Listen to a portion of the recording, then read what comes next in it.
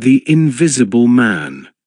In the cool blue twilight of two steep streets in Camden Town, the shop at the corner, a confectioner's, glowed like the butt of a cigar.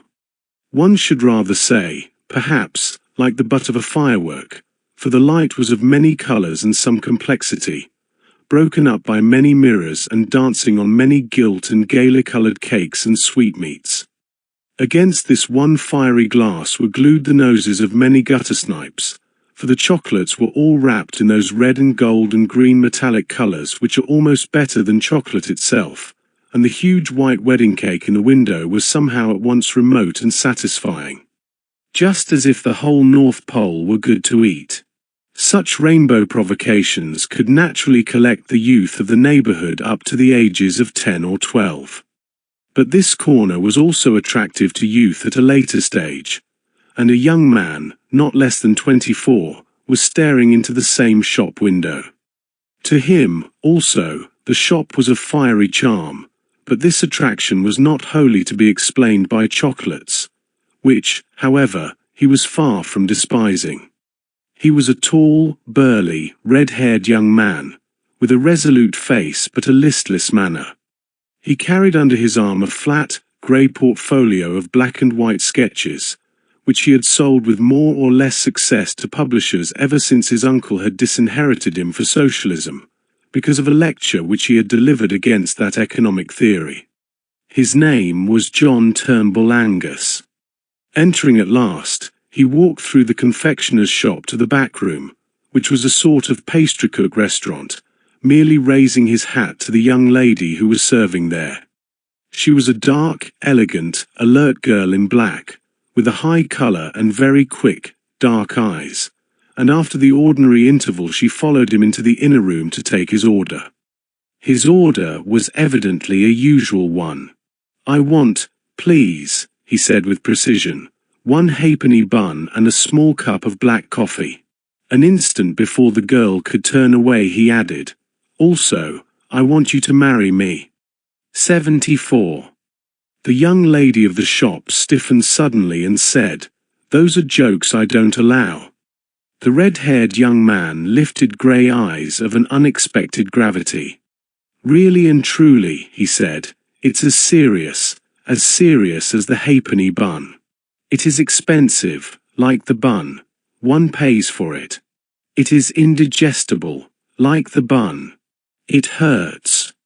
The dark young lady had never taken her dark eyes off him, but seemed to be studying him with almost tragic exactitude. At the end of her scrutiny she had something like the shadow of a smile, and she sat down in a chair. "Don't you think," observed Angus, absently, "that it's rather cruel to eat these halfpenny buns? They might any buns. I shall give up these brutal sports when we are married." The dark young lady rose from her chair and walked to the window, evidently in a state of strong but not unsympathetic cogitation. When at last she swung round again with an air of resolution, she was bewildered to observe that the young man was carefully laying out on the table various objects from the shop window. They included a pyramid of highly coloured sweets, several plates of sandwiches, and the 2 decanters containing that mysterious port and sherry which are peculiar to pastrycooks. In the middle of this neat arrangement he had carefully let down the enormous load of white sugared cake which had been the huge ornament of the window. "What on earth are you doing?" she asked. "Duty, my dear Laura," he began. "Oh, for the Lord's sake, stop a minute," she cried, "and don't talk to me in that way. I mean, what is all that?" "A ceremonial meal, Miss Hope." "And what is that?" she asked impatiently, pointing to the mountain of sugar. "The wedding cake, Mrs. Angus," he said. 75.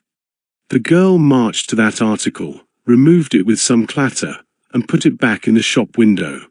She then returned, and, putting her elegant elbows on the table, regarded the young man not unfavourably but with considerable exasperation.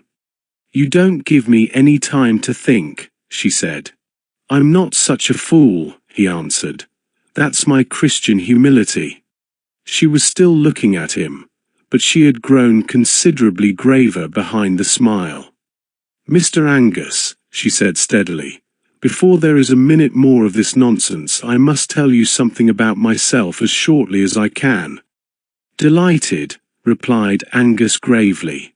"You might tell me something about myself, too, while you are about it." "Oh, do hold your tongue and listen," she said. "It's nothing that I'm ashamed of, and it isn't even anything that I'm specially sorry about. But what would you say if there was something that is no business of mine and yet is my nightmare?" "In that case," said the man seriously, "I should suggest that you bring back the cake." "Well, you must listen to the story first," said Laura, persistently. "To begin with, I must tell you that my father owned the inn called the Red Fish at Ludbury, and I used to serve people in the bar. I have often wondered," he said, "why there was a kind of a Christian air about this one confectioner's shop. Ludbury is a sleepy, grassy little hole in the eastern counties, and the only kind of people who ever came to the Red Fish were occasional commercial travellers, and for the rest, the most awful people you can see, only you've never seen them.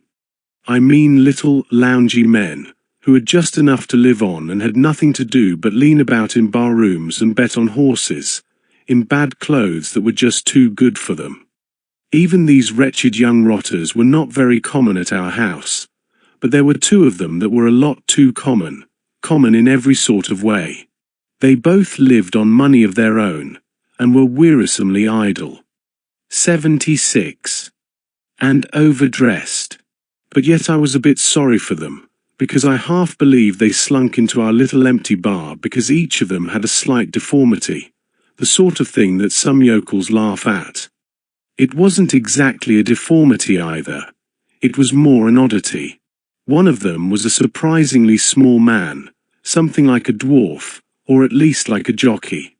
He was not at all jockeyish to look at, though. He had a round black head and a well-trimmed black beard, bright eyes like a bird's. He jingled money in his pockets. He jangled a great gold watch chain, and he never turned up except dressed just too much like a gentleman to be one.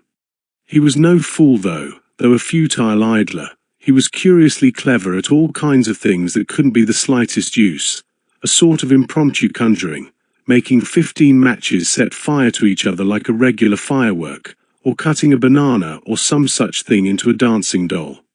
His name was Isidore Smythe, and I can see him still, with his little dark face, just coming up to the counter, making a jumping kangaroo out of 5 cigars. The other fellow was more silent and more ordinary, but somehow he alarmed me much more than poor little Smythe. He was very tall and slight, and light-haired. His nose had a high bridge, and he might almost have been handsome in a spectral sort of way, but he had one of the most appalling squints I have ever seen or heard of.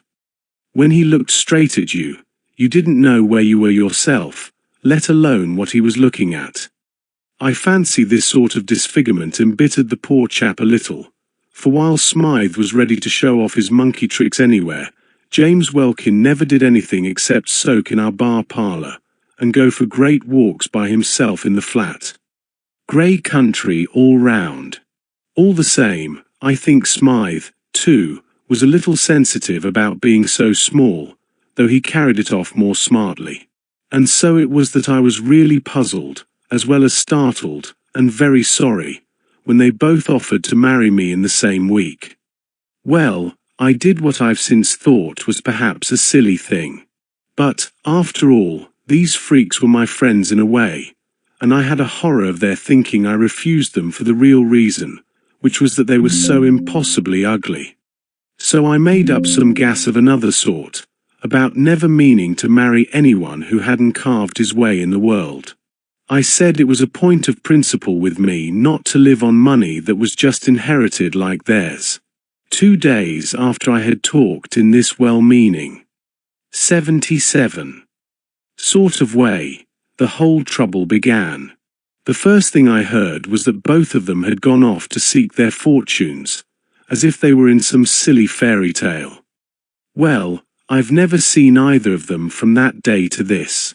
But I've had 2 letters from a little man called Smythe, and really they were rather exciting." "Ever heard of the other man?" asked Angus. "No, he never wrote," said the girl, after an instant's hesitation. Smythe's first letter was simply to say that he had started out walking with Welkin to London. But Welkin was such a good walker that the little man dropped out of it, and took a rest by the roadside. He happened to be picked up by some travelling show, and, partly because he was nearly a dwarf, and partly because he was really a clever little wretch, he got on quite well in the show business, and was soon sent up to the aquarium, to do some tricks that I forget. That was his first letter. His second was much more of a startler, and I only got it last week." The man called Angus emptied his coffee cup and regarded her with mild and patient eyes. Her own mouth took a slight twist of laughter as she resumed, "I suppose you've seen on the hoardings all about this Smythe Silent Service? Or you must be the only person that hasn't." "Oh, I don't know much about it.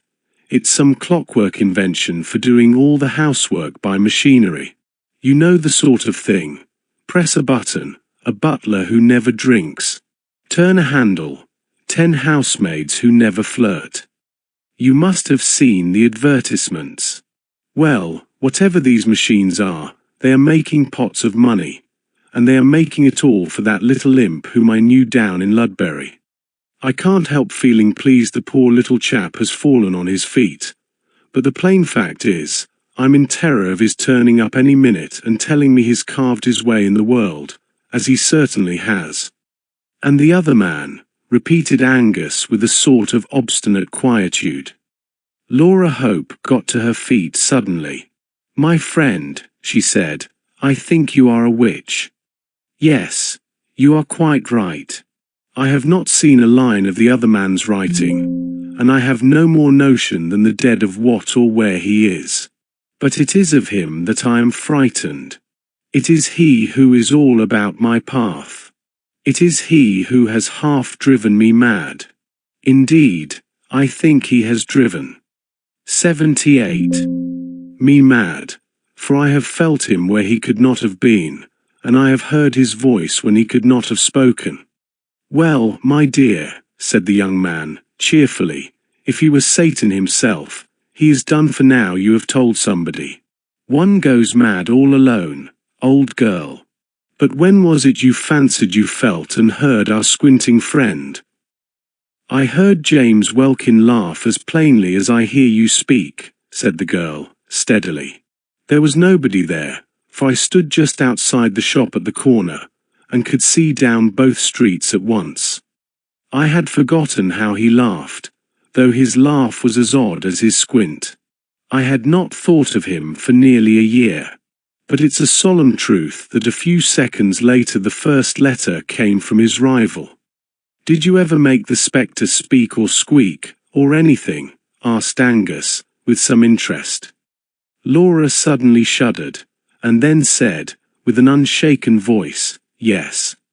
Just when I had finished reading the second letter from Isidore Smythe announcing his success. Just then, I heard Welkin say, 'He shan't have you, though.' It was quite plain, as if he were in the room. It is awful. I think I must be mad."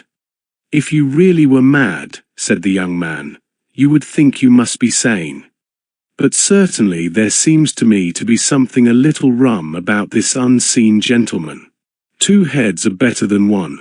I spare you allusions to any other organs, and really, if you would allow me, as a sturdy, practical man, to bring back the wedding cake out of the window." Even as he spoke, there was a sort of steely shriek in the street outside, and a small motor, driven at devilish speed, shot up to the door of the shop and stuck there. In the same flash of time a small man in a shiny top hat stood stamping in the outer room. Angus, who had hitherto maintained hilarious ease from motives of mental hygiene, revealed the strain of his soul by striding abruptly out of the inner room and confronting the newcomer. A glance at him was quite sufficient to confirm the savage guesswork of a man in love. This very dapper but dwarfish figure, with the spike of black beard carried. 79. Insolently forward, the clever unrestful eyes, the neat but very nervous fingers, could be none other than the man just described to him. Isidore Smythe, who made dolls out of banana skins and matchboxes. Isidore Smythe, who made millions out of undrinking butlers and unflirting housemaids of metal.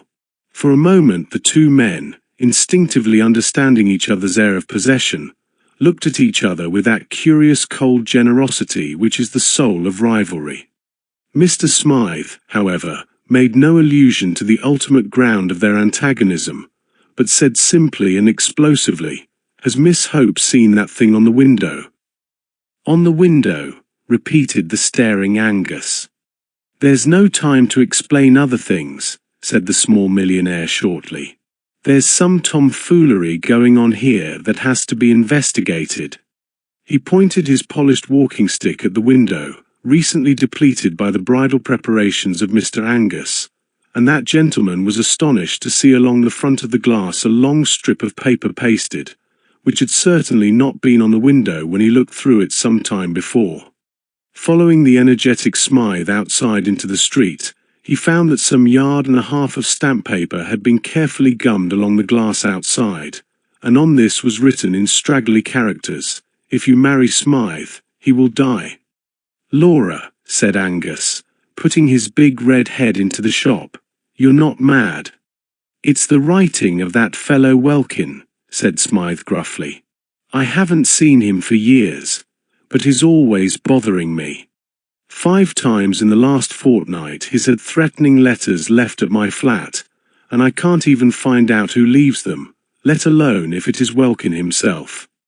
The porter of the flats swears that no suspicious characters have been seen, and here he has pasted up a sort of dado on a public shop window, while the people in the shop—" "Quite so," said Angus modestly, "while the people in the shop were having tea.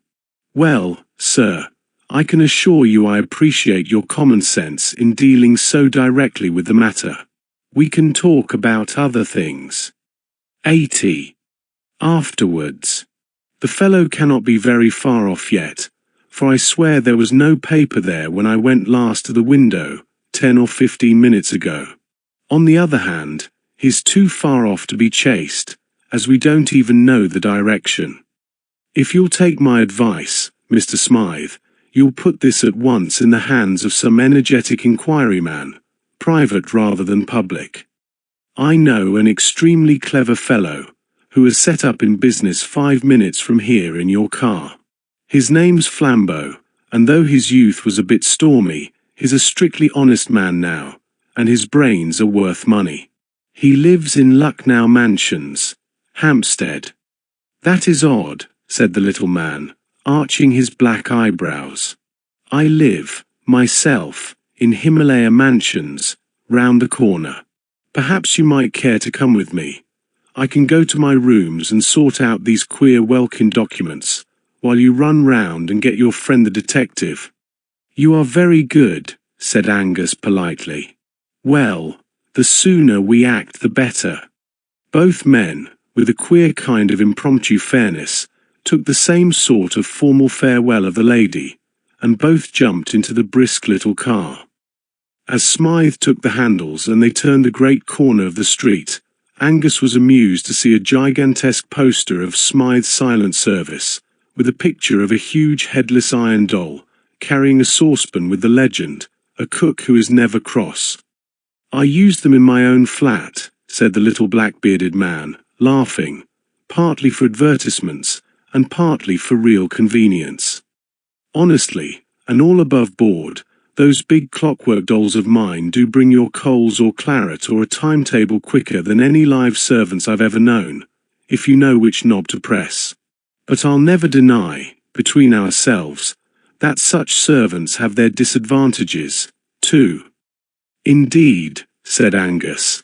"Is there something they can't do?" "Yes," replied Smythe coolly. "They can't tell me who left those threatening letters at my flat." The man's motor was small and swift like himself. In fact, like his domestic service, it was of his own invention. If he was an advertising quack, he was one who believed in his own wares. The sense of something tiny and flying was accentuated as they swept up Long White. 81. Curves of road in the dead but open daylight of evening. Soon the white curves came sharper and dizzier. They were upon ascending spirals, as they say in the modern religions. For, indeed, they were cresting a corner of London which is almost as precipitous as Edinburgh, if not quite so picturesque. Terrace rose above terrace, and the special tower of flats they sought rose above them all to almost Egyptian height, gilt by the level sunset. The change, as they turned the corner and entered the crescent known as Himalaya Mansions, was as abrupt as the opening of a window, for they found that pile of flats sitting above London as above a green sea of slate. Opposite to the mansions, on the other side of the gravel crescent, was a bushy enclosure more like a steep hedge or dike than a garden, and some way below that ran a strip of artificial water, a sort of canal, like the moat of that embowered fortress. As the car swept round the crescent it passed, at one corner, the stray stall of a man selling chestnuts, and right away at the other end of the curve, Angus could see a dim blue policeman walking slowly. These were the only human shapes in that high suburban solitude, but he had an irrational sense that they expressed the speechless poetry of London. He felt as if they were figures in a story. The little car shot up to the right house like a bullet, and shot out its owner like a bombshell. He was immediately inquiring of a tall commissionaire in shining braid, and a short porter in shirt sleeves, whether anybody or anything had been seeking his apartments. He was assured that nobody and nothing had passed these officials since his last inquiries, whereupon he and the slightly bewildered Angus were shot up in the lift like a rocket, till they reached the top floor. "Just come in for a minute," said the breathless Smythe. "I want to show you those welkin letters. Then you might run round the corner and fetch your friend." He pressed a button concealed in the wall, and the door opened of itself. It opened on a long, commodious anteroom, of which the only arresting features, ordinarily speaking, were the rows of tall half-human mechanical figures that stood up on both sides like tailors' dummies. Like tailors' dummies they were headless, and like tailors' dummies they had a handsome unnecessary humpiness in the shoulders, and a pigeon-breasted protuberance of chest, but barring this, they were not much. 82. More like a human figure than any automatic machine at a station that is about the human height. They had two great hooks-like arms, for carrying trays, and they were painted pea-green, or vermilion, or black for convenience of distinction. In every other way they were only automatic machines and nobody would have looked twice at them. On this occasion, at least, nobody did. For between the two rows of these domestic dummies lay something more interesting than most of the mechanics of the world. It was a white, tattered scrap of paper scrawled with red ink, and the agile inventor had snatched it up almost as soon as the door flew open. He handed it to Angus without a word. The red ink on it actually was not dry, and the message ran, "If you have been to see her today, I shall kill you." There was a short silence, and then Isidore Smythe said quietly, "Would you like a little whiskey?" "I rather feel as if I should." "Thank you, I should like a little flambeau," said Angus, gloomily. "This business seems to me to be getting rather grave. I'm going round at once to fetch him." "Right you are," said the other, with admirable cheerfulness. "Bring him round here as quick as you can." But as Angus closed the front door behind him he saw Smythe push back a button, and one of the clockwork images glided from its place and slid along a groove in the floor carrying a tray with siphon and decanter. There did seem something a trifle weird about leaving the little man alone among those dead servants, who were coming to life as the door closed. 6 steps down from Smythe's landing the man in shirt sleeves was doing something with a pail. Angus stopped to extract a promise, fortified with a prospective bribe, that he would remain in that place until the return with the detective, and would keep count of any kind of stranger coming up those stairs. Dashing down to the front hall, he then laid similar charges of vigilance on the commissionaire at the front door, from whom he learned the simplifying circumstances that there was no back door. Not content with this, he captured the floating policeman and induced him to stand opposite the entrance and watch it, and finally paused an 83 instant for a pennyworth of chestnuts, and an inquiry as to the probable length of the merchant's stay in the neighborhood.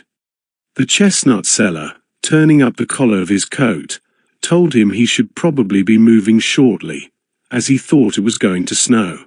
Indeed, the evening was growing grey and bitter, but Angus, with all his eloquence, proceeded to nail the chestnut man to his post. "Keep yourself warm on your own chestnuts," he said earnestly. "Eat up your whole stock. I'll make it worth your while. I'll give you a sovereign if you'll wait here till I come back, and then tell me whether any man, woman, or child has gone into that house where the commissionaire is standing." He then walked away smartly, with a last look at the besieged tower.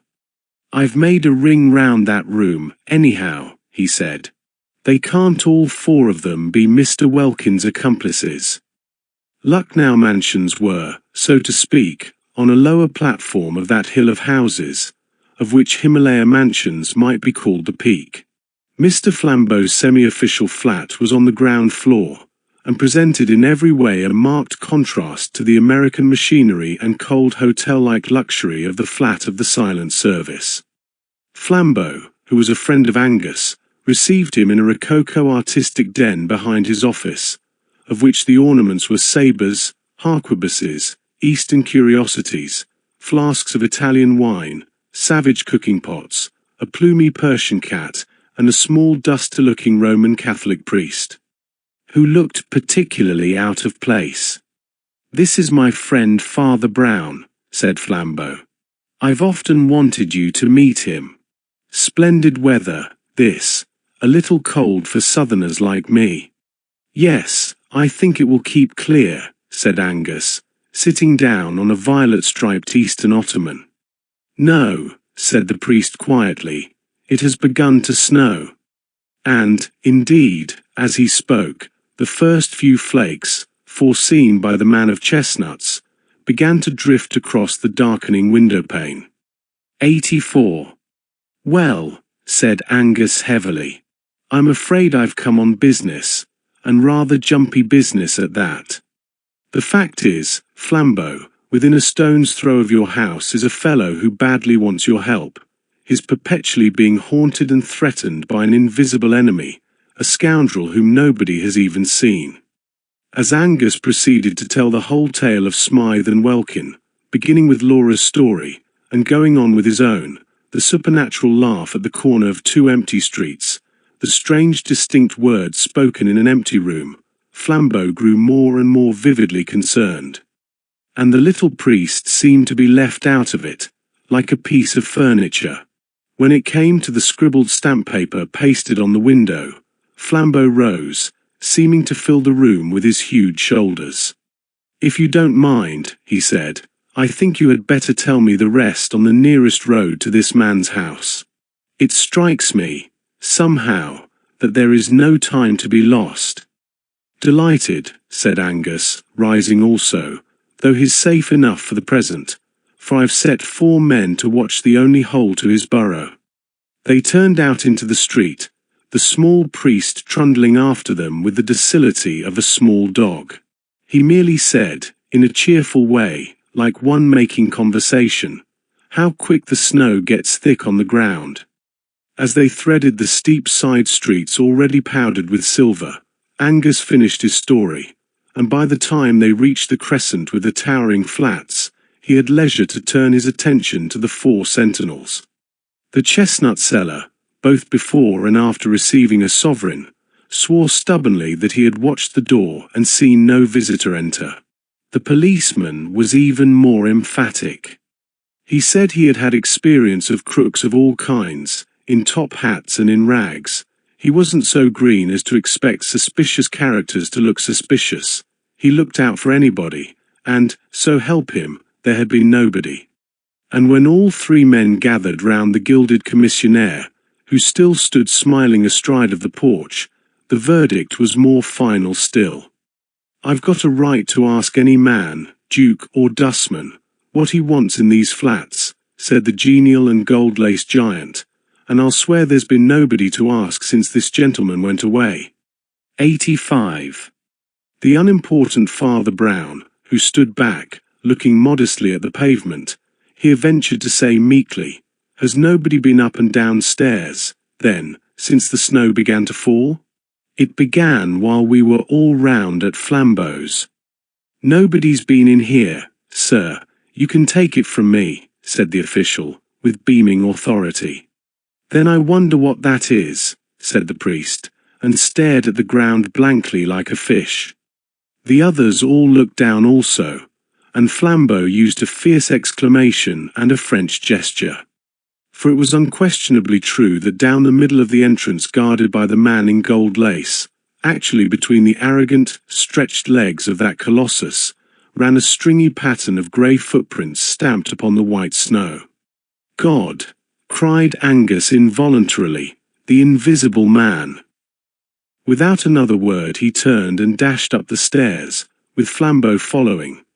But Father Brown still stood looking about him in the snow-clad street as if he had lost interest in his query. Flambeau was plainly in a mood to break down the door with his big shoulders. But the Scotchman, with more reason, if less intuition, fumbled about on the frame of the door till he found the invisible button, and the door swung slowly open. It showed substantially the same serried interior. The hall had grown darker, though it was still struck here and there with the last crimson shafts of sunset, and one or two of the headless machines had been moved from their places for this or that purpose, and stood here and there about the twilight place. The green and red of their coats were all darkened in the dusk, and their likeness to human shapes slightly increased by their very shapelessness. But in the middle of them all, exactly where the paper with the red ink had lain, there lay something that looked like red ink spilt out of its bottle. But it was not red ink. With a French combination of reason and violence, Flambeau simply said murder, and, plunging into the flat, had explored every corner and cupboard of it in 5 minutes. But if he expected to find a corpse, he 86. Found none. Isidore Smythe was not in the place, either dead or alive. After the most tearing search, the two men met each other in the outer hall, with streaming faces and staring eyes. "My friend," said Flambeau, talking French in his excitement, "not only is your murderer invisible, but he makes invisible also the murdered man." Angus looked round at the dim room full of dummies, and in some Celtic corner of his Scotch soul a shudder started. One of the life-size dolls stood immediately overshadowing the bloodstain, summoned, perhaps, by the slain man an instant before he fell. One of the high-shouldered hooks that served the thing for arms was a little lifted, and Angus had suddenly the horrid fancy that poor Smythe's own iron child had struck him down. Matter had rebelled, and these machines had killed their master. But even so, what had they done with him? "Eaten him," said the nightmare at his ear, and he sickened for an instant at the idea of rent, human remains absorbed and crushed into all that acephalous clockwork. He recovered his mental health by an emphatic effort, and said to Flambeau, "Well, there it is. The poor fellow has evaporated like a cloud and left a red streak on the floor. The tale does not belong to this world." "There is only one thing to be done," said Flambeau, "whether it belongs to this world or the other. I must go down and talk to my friend." They descended, passing the man with the pail, who again asseverated that he had let no intruder pass, down to the commissionaire and the hovering chestnut man, who rigidly reasserted their own watchfulness. But when Angus looked round for his fourth confirmation he could not see it, and called out with some nervousness, "Where is the policeman?" "I beg your pardon," said Father Brown. "That is my fault. I just sent him down the road to investigate something that I just thought worth investigating." "Well, we want him back pretty soon," said Angus abruptly, "for the wretched man upstairs has not only been murdered, but wiped out." "How?" asked the priest. 87. "Father," said Flambeau, after a pause, "upon my soul I believe it is more in your department than mine. No friend or foe has entered the house, but Smythe is gone, as if stolen by the fairies. If that is not supernatural, I—" As he spoke they were all checked by an unusual sight. The big blue policeman came round the corner of the crescent, running. He came straight up to Brown. "You're right, sir," he panted. "They've just found poor Mr. Smythe's body in the canal down below." Angus put his hand wildly to his head. "Did he run down and drown himself?" he asked. "He never came down, I'll swear," said the constable. "And he wasn't drowned either, for he died of a great stab over the heart." "And yet you saw no one enter," said Flambeau in a grave voice. "Let us walk down the road a little," said the priest.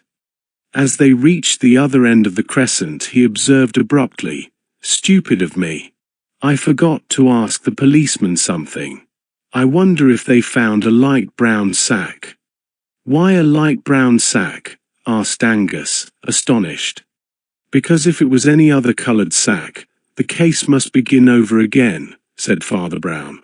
"But if it was a light brown sack, why, the case is finished." "I am pleased to hear it," said Angus with hearty irony. "It hasn't begun, so far as I am concerned." "You must tell us all about it," said Flambeau with a strange heavy simplicity, like a child. Unconsciously they were walking with quickening steps down the long sweep of road on the other side of the high crescent, Father Brown leading briskly, though in silence. At last he said with an almost touching vagueness, "Well, I'm afraid you'll think it's so prosy. We always begin at the abstract end of things, and you can't begin this story anywhere else." 88. Have you ever noticed this? That people never answer what you say. They answer what you mean, or what they think you mean. Suppose one lady says to another in a country house, "Is anybody staying with you?" The lady doesn't answer yes. The butler, the 3 footmen, the parlourmaid, and so on, though the parlourmaid may be in the room, or the butler behind her chair. She says, "There is nobody staying with us," meaning nobody of the sort you mean. But suppose a doctor inquiring into an epidemic asks, "Who is staying in the house?" Then the lady will remember the butler, the parlourmaid, and the rest. All language is used like that. You never get a question answered literally, even when you get it answered truly.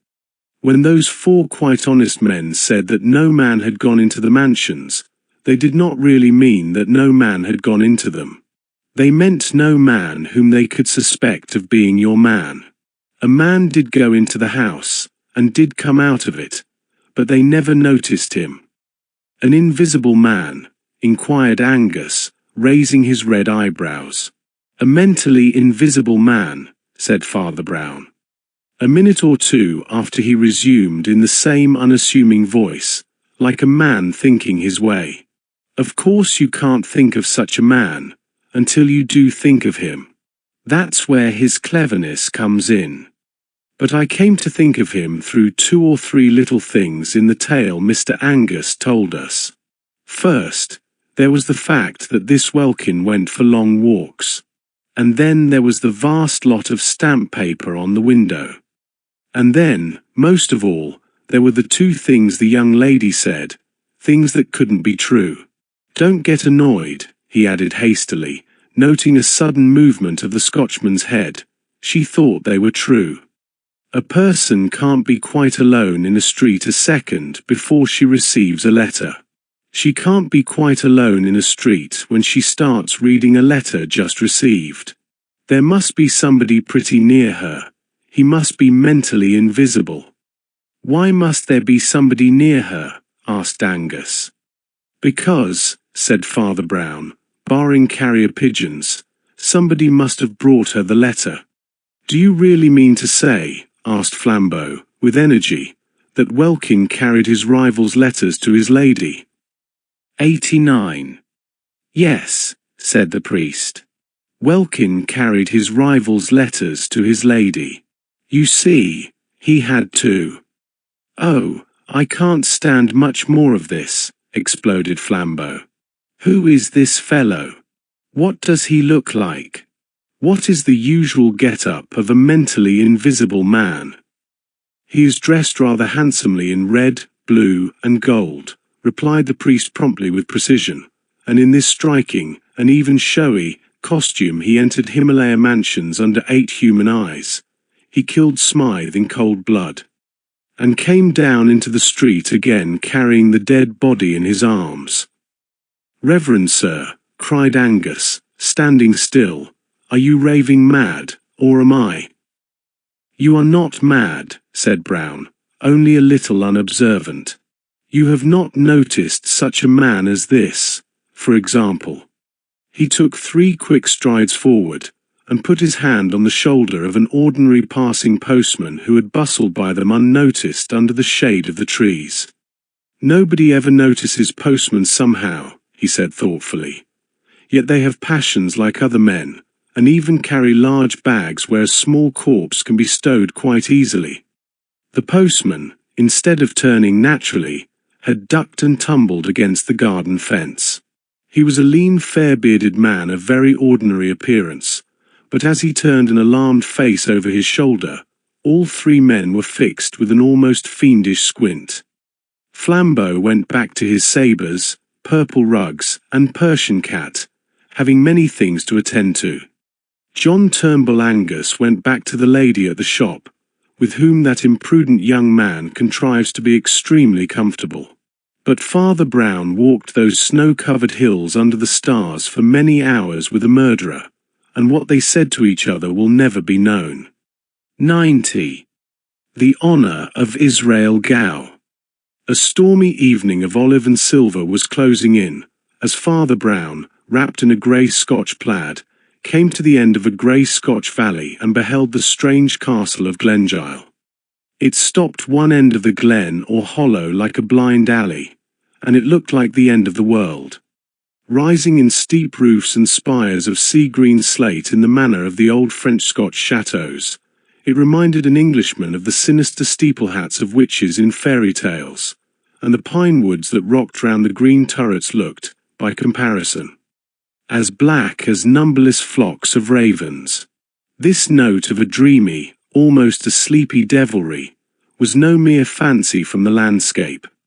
For there did rest on the place one of those clouds of pride and madness and mysterious sorrow which lie more heavily on the noble houses of Scotland than on any other of the children of men. For Scotland has a double dose of the poison called heredity, the sense of blood in the aristocrat, and the sense of doom in the Calvinist.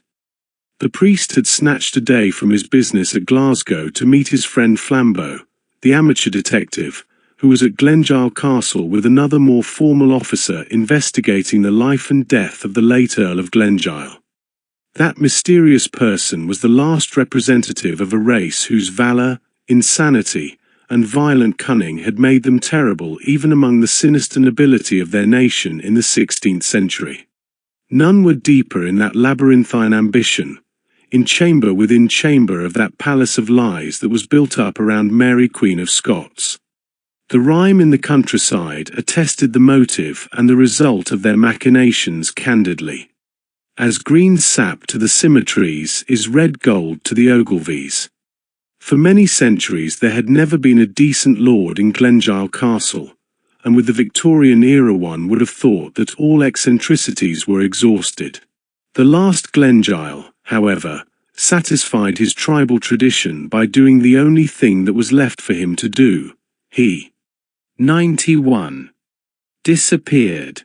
I do not mean that he went abroad. By all accounts he was still in the castle, if he was anywhere. But though his name was in the church register and the big red peerage, nobody ever saw him under the sun. If anyone saw him, it was a solitary manservant, something between a groom and a gardener. He was so deaf that the more businesslike assumed him to be dumb, while the more penetrating declared him to be half-witted. A gaunt, red-haired labourer, with a dogged jaw and chin, but quite blank blue eyes, he went by the name of Israel Gow, and was the one silent servant on that deserted estate. But the energy with which he dug potatoes, and the regularity with which he disappeared into the kitchen gave people an impression that he was providing for the meals of a superior, and that the strange earl was still concealed in the castle. If society needed any further proof that he was there, the servant persistently asserted that he was not at home. One morning the provost and the minister were summoned to the castle. There they found that the gardener, groom and cook had added to his many professions that of an undertaker, and had nailed up his noble master in a coffin. With how much or how little further inquiry this odd fact was passed, did not as yet very plainly appear, for the thing had never been legally investigated till Flambeau had gone north 2 or 3 days before. By then the body of Lord Glengyle had lain for some time in the little churchyard on the hill. As Father Brown passed through the dim garden and came under the shadow of the chateau, the clouds were thick and the whole air damp and thundery. Against the last stripe of the green-gold sunset he saw a black human silhouette, a man in a chimney-pot hat, with a big spade over his shoulder. The combination was queerly suggestive of a sexton, but when Brown remembered the deaf servant who dug potatoes, he thought it natural enough. He knew something of the Scotch peasant. He knew the respectability which might well feel it necessary to wear blacks for an official inquiry. He knew also the economy that would not lose an hour's digging for that. Even the man's start and suspicious stare as the priest went by were consonant enough with the vigilance and jealousy of such a type. 92. The great door was opened by Flambeau himself, who had with him a lean man with iron-grey hair and papers in his hand, Inspector Craven from Scotland Yard. The entrance hall was mostly stripped and empty, but the pale, sneering faces of 1 or 2 of the wicked Ogilvies looked down out of black periwigs and blackening canvas. Following them into an inner room, Father Brown found that the allies had been seated at a long oak table, of which their end was covered with scribbled papers, flanked with whiskey and cigars. Through the whole of its remaining length it was occupied by detached objects arranged at intervals, objects about as inexplicable as any objects could be. One looked like a small heap of glittering broken glass. Another looked like a high heap of brown dust.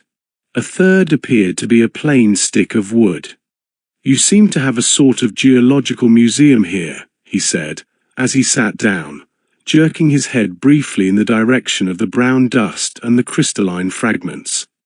"Not a geological museum," replied Flambeau. "Say a psychological museum." "Oh, for the Lord's sake," cried the police detective laughing, "don't let's begin with such long words." "Don't you know what psychology means?" asked Flambeau with friendly surprise. "Psychology means being off your chump." "Still I hardly follow," replied the official.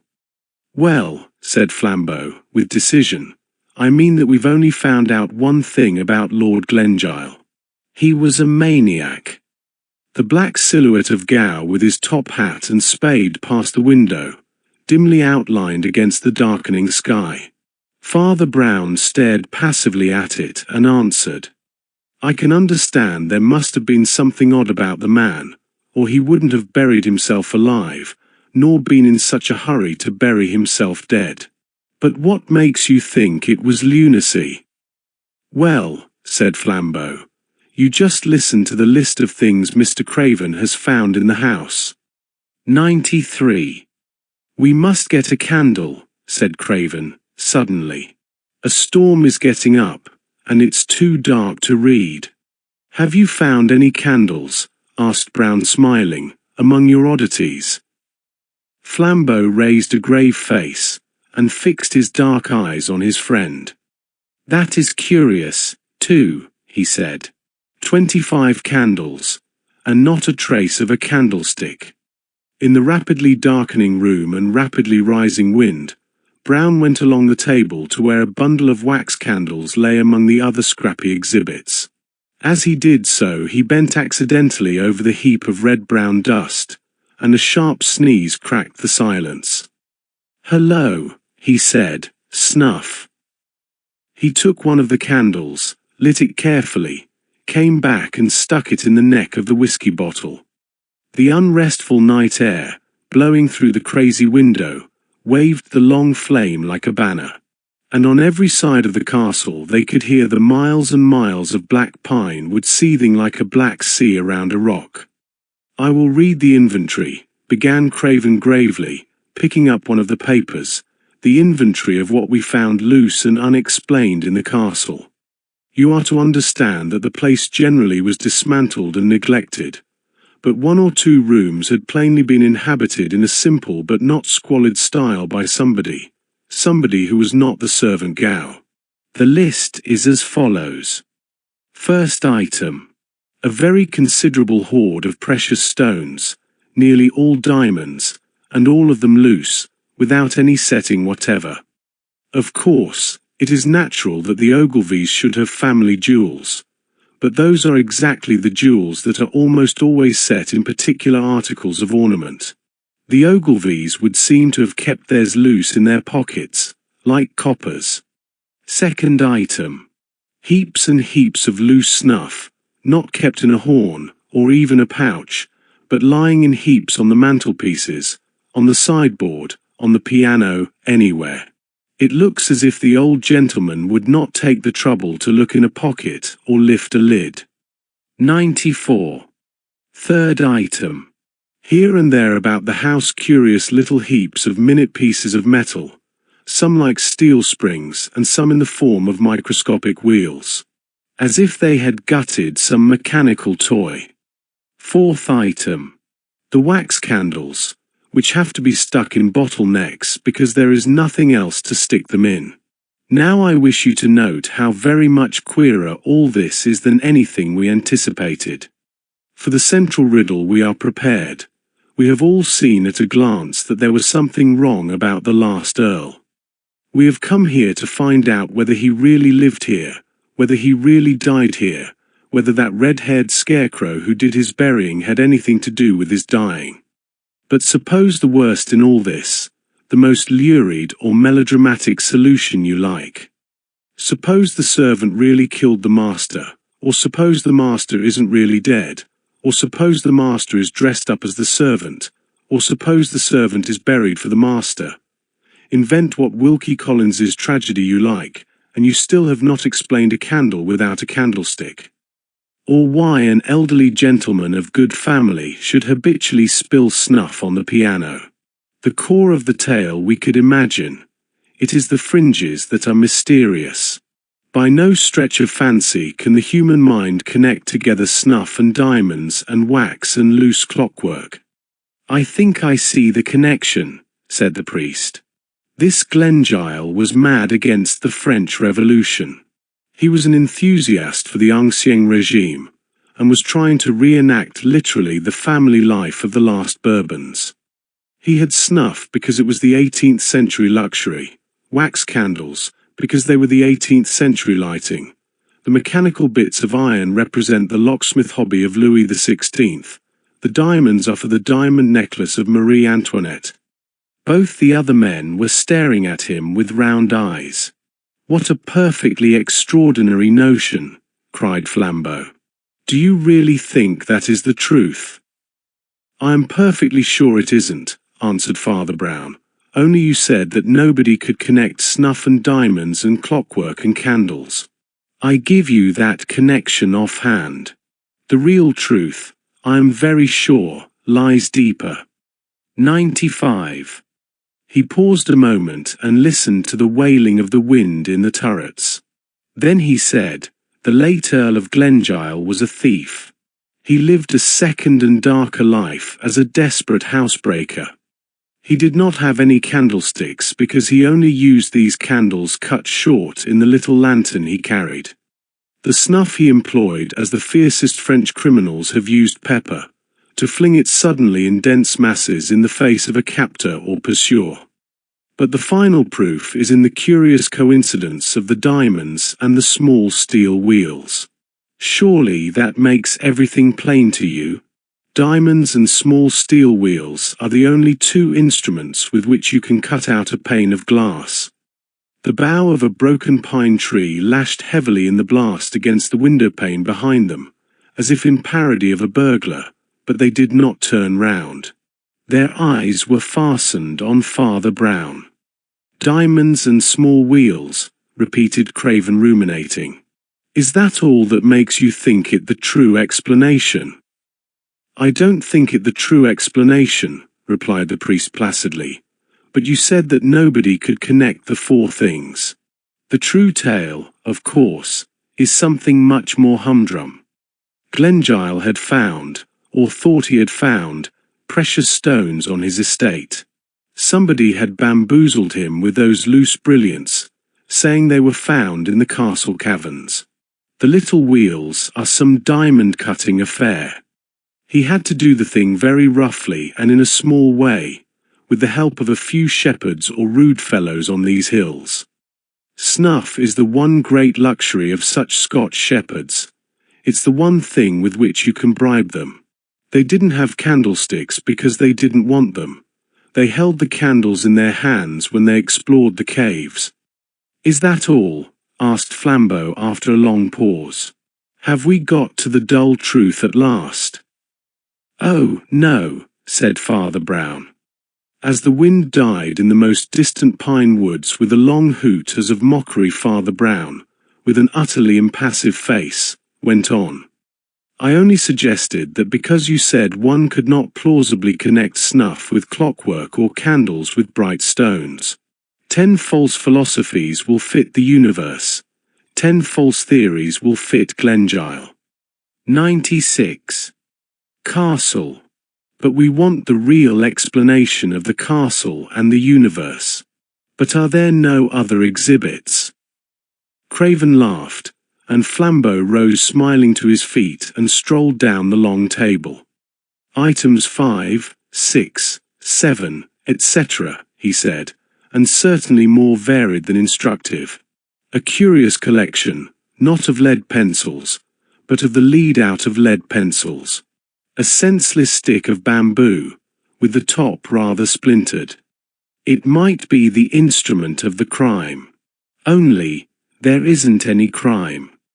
The only other things are a few old missals and little Catholic pictures, which the Ogilvies kept, I suppose, from the Middle Ages, their family pride being stronger than their Puritanism. We only put them in the museum because they seem curiously cut about and defaced.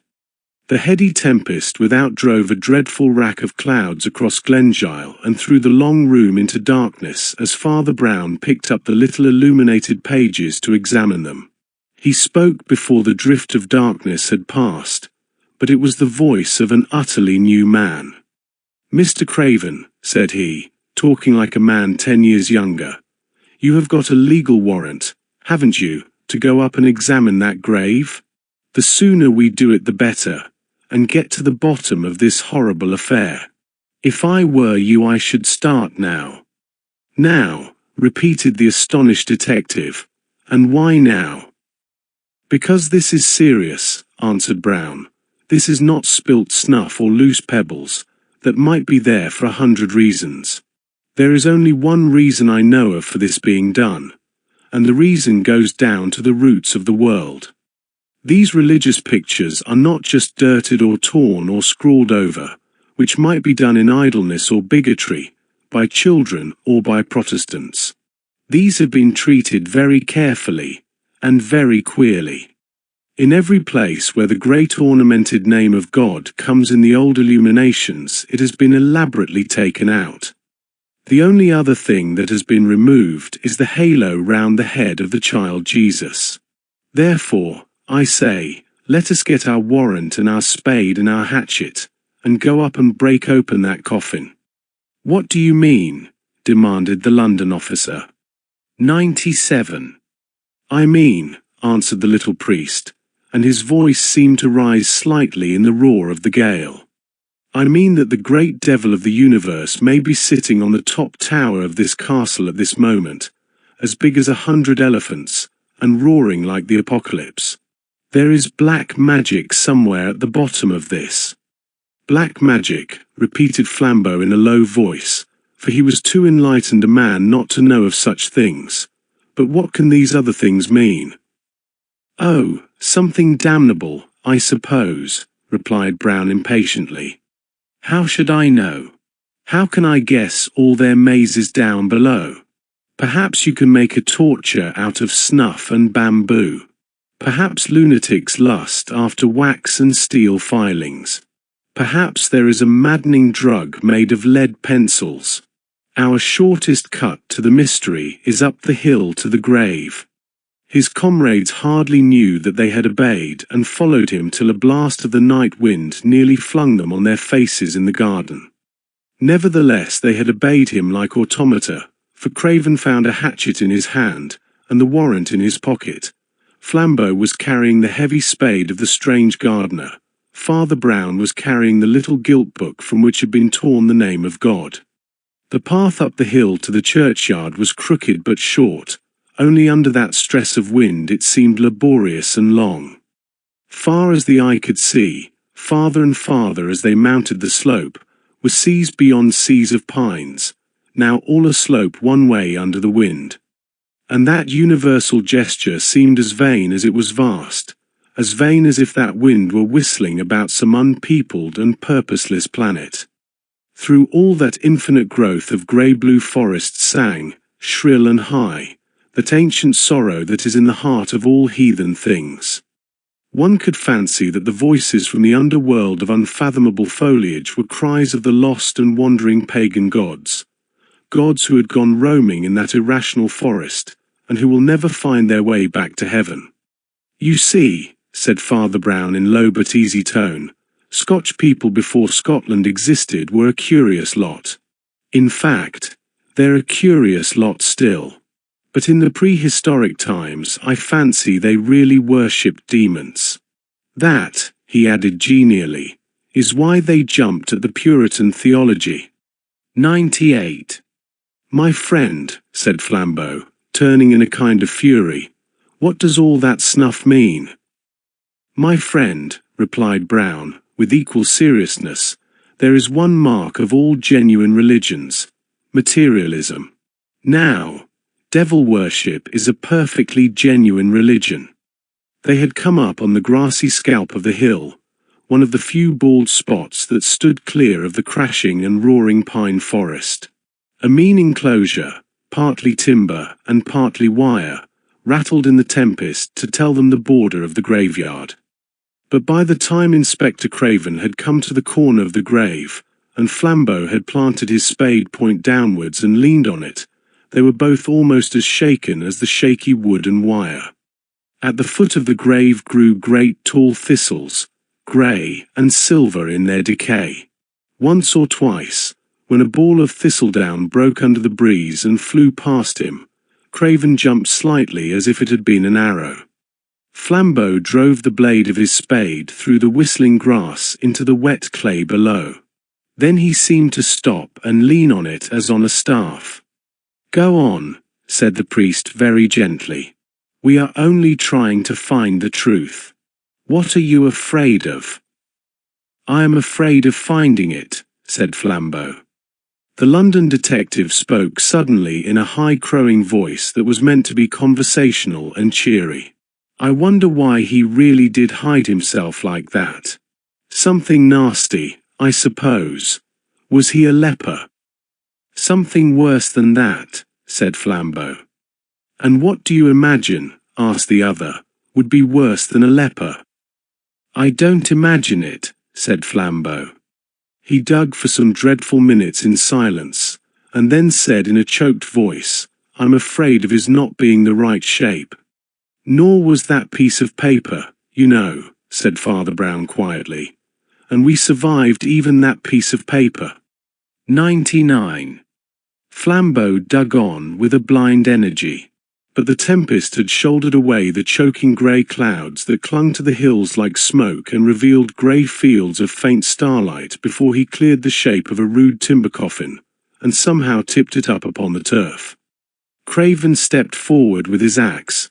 A thistle-top touched him, and he flinched.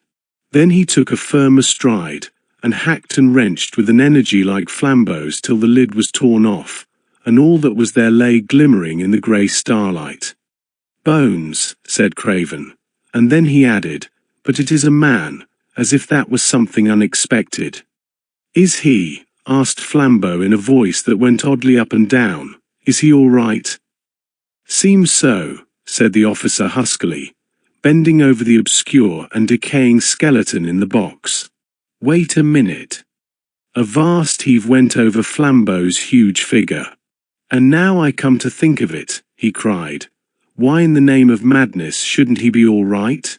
What is it gets hold of a man on these cursed cold mountains? I think it's the black, brainless repetition, all these forests, and over all an ancient horror of unconsciousness. It's like the dream of an atheist. Pine trees and more pine trees and millions more pine trees. God!" cried the man by the coffin, "but he hasn't got a head."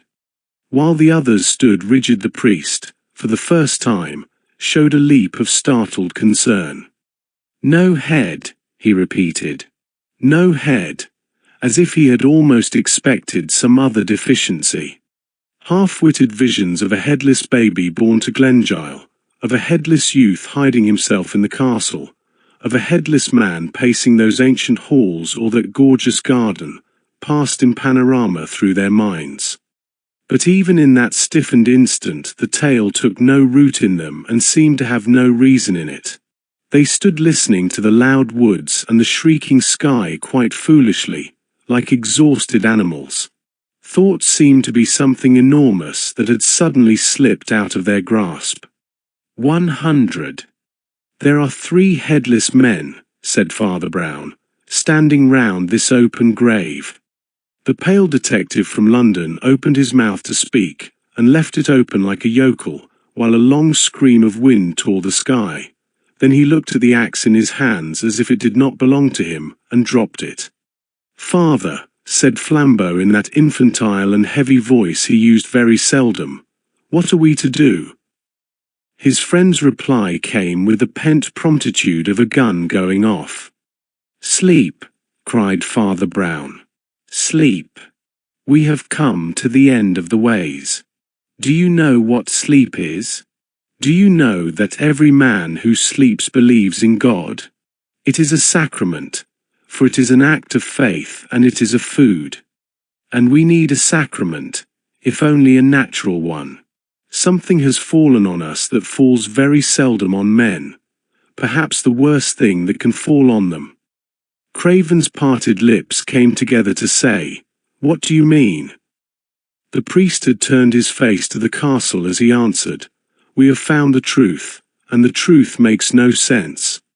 He went down the path in front of them with a plunging and reckless step very rare with him, and when they reached the castle again he threw himself upon sleep with the simplicity of a dog.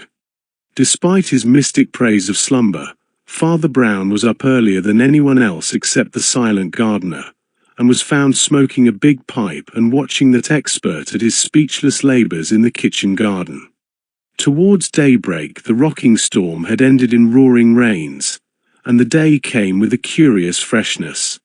The gardener seemed even to have been conversing, but at sight of the detectives he planted his spade sullenly in a bed and, saying something about his breakfast, shifted along the lines of cabbages and shut himself in the kitchen. "He's a valuable man, that," said Father Brown. "He does the potatoes amazingly. Still," he added, with a dispassionate charity, "he has his faults. Which of us hasn't? He doesn't dig this bank quite regularly. There, for instance, and 101. He stamped suddenly on one spot. "I'm really very doubtful about that potato." "And why?" asked Craven, amused with the little man's hobby. I'm doubtful about it, said the other, because old Gow was doubtful about it himself. He put his spade in methodically in every place but just this. There must be a mighty fine potato just here. Flambeau pulled up the spade and impetuously drove it into the place. He turned up, under a load of soil, something that did not look like a potato, but rather like a monstrous, overdomed mushroom. But it struck the spade with a cold click. It rolled over like a ball, and grinned up at them. "The Earl of Glengyle," said Brown sadly, and looked down heavily at the skull. Then, after a momentary meditation, he plucked the spade from Flambeau, and, saying, "We must hide it again," clamped the skull down in the earth. Then he leaned his little body and huge head on the great handle of the spade, that stood up stiffly in the earth, and his eyes were empty and his forehead full of wrinkles. "If one could only conceive," he muttered, "the meaning of this last monstrosity." And leaning on the large spade handle, he buried his brows in his hands, as men do in church. All the corners of the sky were brightening into blue and silver. The birds were chattering in the tiny garden trees, so loud it seemed as if the trees themselves were talking. But the three men were silent enough. "Well, I give it all up," said Flambeau at last boisterously. "My brain and this world don't fit each other, and there's an end of it. Snuff, spoilt prayer books, and the insides of musical boxes, what?" Brown threw up his bothered brow and rapped on the spade handle with an intolerance quite unusual with him. "Oh, tut, tut, tut, tut," he cried. "All that is as plain as a pikestaff. I understood the snuff and clockwork, and so on, when I first opened my eyes this morning. And since then I've had it out with old Gow, the gardener, who is neither so deaf nor so stupid as he pretends. There's nothing amiss about the loose items. I was 102. Wrong about the torn mass book, too. There's no harm in that. But it's this last business. Desecrating graves and stealing dead men's heads. Surely there's harm in that? Surely there's black magic still in that? That doesn't fit into the quite simple story of the snuff and the candles." And, striding about again, he smoked moodily. "My friend," said Flambeau, with a grim humour, "you must be careful with me and remember I was once a criminal. The great advantage of that estate was that I always made up the story myself, and acted it as quick as I chose. This detective business of waiting about is too much for my French impatience. All my life, for good or evil, I have done things at the instant. I always fought duels the next morning. I always paid bills on the nail. I never even put off a visit to the dentist." Father Brown's pipe fell out of his mouth and broke into 3 pieces on the gravel path. He stood rolling his eyes, the exact picture of an idiot. "Lord, what a turnip I am," he kept saying. "Lord, what a turnip." Then, in a somewhat groggy kind of way, he began to laugh. "The dentist," he repeated. 6 hours in the spiritual abyss, and all because I never thought of the dentist. Such a simple, such a beautiful and peaceful thought. Friends, we have passed a night in hell, but now the sun is risen, the birds are singing, and the radiant form of the dentist consoles the world. "I will get some sense out of this," cried Flambeau, striding forward, "if I use the tortures of the Inquisition." Father Brown repressed what appeared to be a momentary disposition to dance on the now sunlit lawn and cried quite piteously, like a child, "Oh, let me be silly a little. You don't know how unhappy I have been. And now I know that there has been no deep sin in this business at all. Only a little lunacy, perhaps, and who minds that?" He spun round once more, then faced them with gravity. "This is not a story of crime," he said. "Rather it is the story of a strange and crooked honesty. We are dealing with the one man on earth, perhaps, who has taken no more than his due. It is a study in the savage living logic that has been the religion of this race. 103. That old local rhyme about the house of Glengyle. As green sap to the symmetries is red gold to the Ogilvies, was literal as well as metaphorical.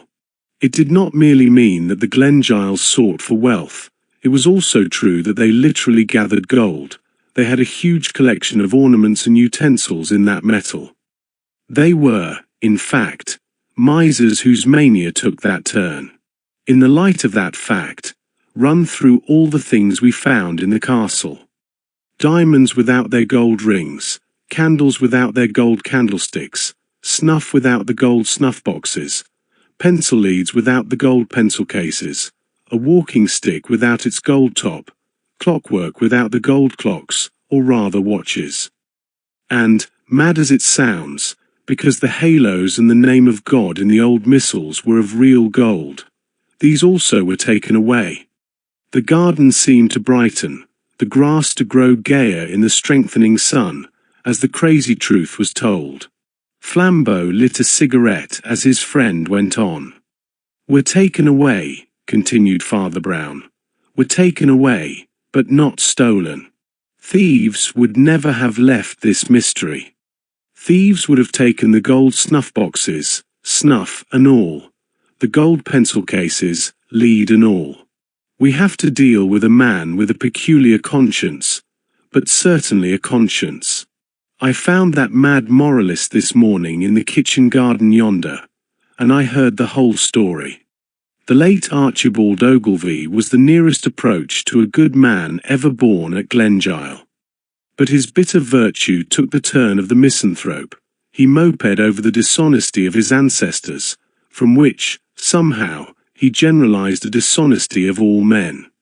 More especially he distrusted philanthropy or free giving, and he swore if he could find one man who took his exact rights he should have all the gold of Glengyle. Having delivered this defiance to humanity, he shut himself up, without the smallest expectation of its being answered.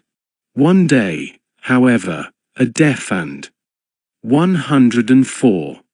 Seemingly senseless lad from a distant village brought him a belated telegram, and Glengyle, in his acrid pleasantry, gave him a new farthing. At least he thought he had done so, but when he turned over his change he found a new farthing still there and a sovereign gone. The accident offered him vistas of sneering speculation. Either way, the boy would show the greasy greed of the species. Either he would vanish, a thief stealing a coin, or he would sneak back with it virtuously, a snob seeking a reward. In the middle of that night Lord Glengyle was knocked up out of his bed, for he lived alone, and forced to open the door to the deaf idiot. The idiot brought with him, not the sovereign, but exactly 19 shillings and 11 pence 3 farthings in change. Then the wild exactitude of this action took hold of the mad lord's brain like fire. He swore he was Diogenes, that had long sought an honest man, and at last had found one. He made a new will, which I have seen. He took the literal youth into his huge, neglected house, and trained him up as his solitary servant and, after an odd manner, his heir. And whatever that queer creature understands, he understood absolutely his lord's two fixed ideas. First, that the letter of right is everything, and second, that he himself was to have the gold of Glengyle. So far, that is all, and that is simple. He has stripped the house of gold, and taken not a grain that was not gold, not so much as a grain of snuff. He lifted the gold leaf off an old illumination, fully satisfied that he left the rest unspoilt. All that I understood, but I could not understand this skull business. I was really uneasy about that human head buried among the potatoes. It distressed me, till Flambeau said the word. It will be all right. He will put the skull back in the grave, when he has taken the gold out of the tooth. And, indeed, when Flambeau crossed the hill that morning, he saw that strange being, the just miser, digging at the desecrated grave, the plaid round his throat thrashing out in the mountain wind, the sober top hat on his head. 105. The wrong shape. Certain of the great roads going north out of London continue far into the country, a sort of attenuated and interrupted spectre of a street, with great gaps in the building, but preserving the line.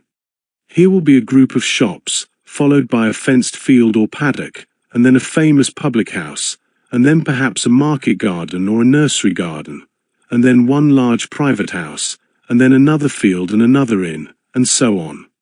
If anyone walks along one of these roads, he will pass a house which will probably catch his eye, though he may not be able to explain its attraction. It is a long, low house, running parallel with the road, painted mostly white and pale green, with a veranda and sunblinds, and porches capped with those quaint sort of cupolas like wooden umbrellas that one sees in some old-fashioned houses. In fact, it is an old-fashioned house, very English and very suburban in the good old wealthy Clapham sense. And yet the house has a look of having been built chiefly for the hot weather. Looking at its white paint and sun blinds, one thinks vaguely of puggarees and even of palm trees. I cannot trace the feeling to its root. Perhaps the place was built by an Anglo-Indian. Anyone passing this house, I say, would be namelessly fascinated by it, would feel that it was a place about which some story was to be told. And he would have been right, as you shall shortly hear. For this is the story of the strange things that did really happen in it in the Whitsuntide of the year 18. Anyone passing the house on the Thursday before Whitsunday at about 4:30 p.m. would have seen the front door open, and Father Brown, of the small church of St. Mungo, come out smoking a large pipe in company with a very tall French friend of his called Flambeau, who was smoking a very small cigarette. These persons may or may not be of interest to the reader, but the truth is that they were not the only interesting things that were displayed when the front door of the white and green house was opened. There are further peculiarities about this house, which must be described to start with, not only that the reader may understand this tragic tale, but also that he may realize what it was that the opening of the door revealed. 106. The whole house was built upon the plan of a T, but a T with a very long crosspiece and a very short tailpiece. The long crosspiece was the frontage that ran along in face of the street, with the front door in the middle. It was 2 stories high, and contained nearly all the important rooms. The short tailpiece, which ran out at the back immediately opposite the front door, was 1 story high, and consisted only of 2 long rooms, the one leading into the other. The first of these 2 rooms was the study in which the celebrated Mr. Quinton wrote his wild Oriental poems and romances. The farther room was a glass conservatory full of tropical blossoms of quite unique and almost monstrous beauty, and on such afternoons as these glowing with gorgeous sunlight. Thus when the hall door was open, many a passer-by literally stopped to stare and gasp, for he looked down a perspective of rich apartments to something really like a transformation scene in a fairy play. Purple clouds and golden suns and crimson stars that were at once scorchingly vivid and yet transparent and far away. Leonard Quinton, the poet, had himself most carefully arranged this effect, and it is doubtful whether he so perfectly expressed his personality in any of his poems. For he was a man who drank and bathed in colours, who indulged his lust for colour somewhat to the neglect of form, even of good form. This it was that had turned his genius so wholly to Eastern art and imagery, to those bewildering carpets or blinding embroideries in which all the colours seem fallen into a fortunate chaos, having nothing to typify or to teach. He had attempted, not perhaps with complete artistic success, but with acknowledged imagination and invention, to compose epics and love stories reflecting the riot of violent and even cruel colour. Tales of tropical heavens of burning gold or blood-red copper. Of Eastern heroes who rode with 12 turban mitres upon elephants painted purple or peacock green. Of gigantic jewels that 100 Negroes could not carry, but which burned with ancient and strange-hued fires. In short, he dealt much in eastern heavens, rather worse than most western hells, in eastern monarchs, whom we might possibly call maniacs, and in eastern jewels which a Bond Street jeweller might possibly not regard as genuine. Quinton was a genius, if a morbid one, and even his morbidity appeared. 107. More in his life than in his work. In temperament he was weak and waspish, and his health had suffered heavily from Oriental experiments with opium. His wife, a handsome, hard-working, and, indeed, overworked woman, objected to the opium, but objected much more to a live Indian hermit in white and yellow robes, whom her husband insisted on entertaining for months together. A Virgil to guide his spirit through the heavens and the hells of the East. It was out of this artistic household that Father Brown and his friends stepped onto the doorstep, and to judge from their faces, they stepped out of it with much relief. Flambeau had known Quinton in wild student days in Paris, and they had renewed the acquaintance for a weekend. But apart from Flambeau's more responsible developments of late, he did not get on well with the poet now. Choking oneself with opium and writing little erotic verses on vellum was not his notion of how a gentleman should go to the devil. As the two paused on the doorstep, before taking a turn in the garden, the front garden gate was thrown open with violence, and a young man with a billycock hat on the back of his head tumbled up the steps in his eagerness. He was a dissipated-looking youth with a gorgeous red necktie all awry, as if he had slept in it, and he kept fidgeting and lashing about with one of those little jointed canes. "I say," he said breathlessly, "I want to see old Quinton. I must see him. Has he gone?" "Mr. Quinton is in, I believe," said Father Brown, cleaning his pipe, "but I do not know if you can see him. The doctor is with him at present."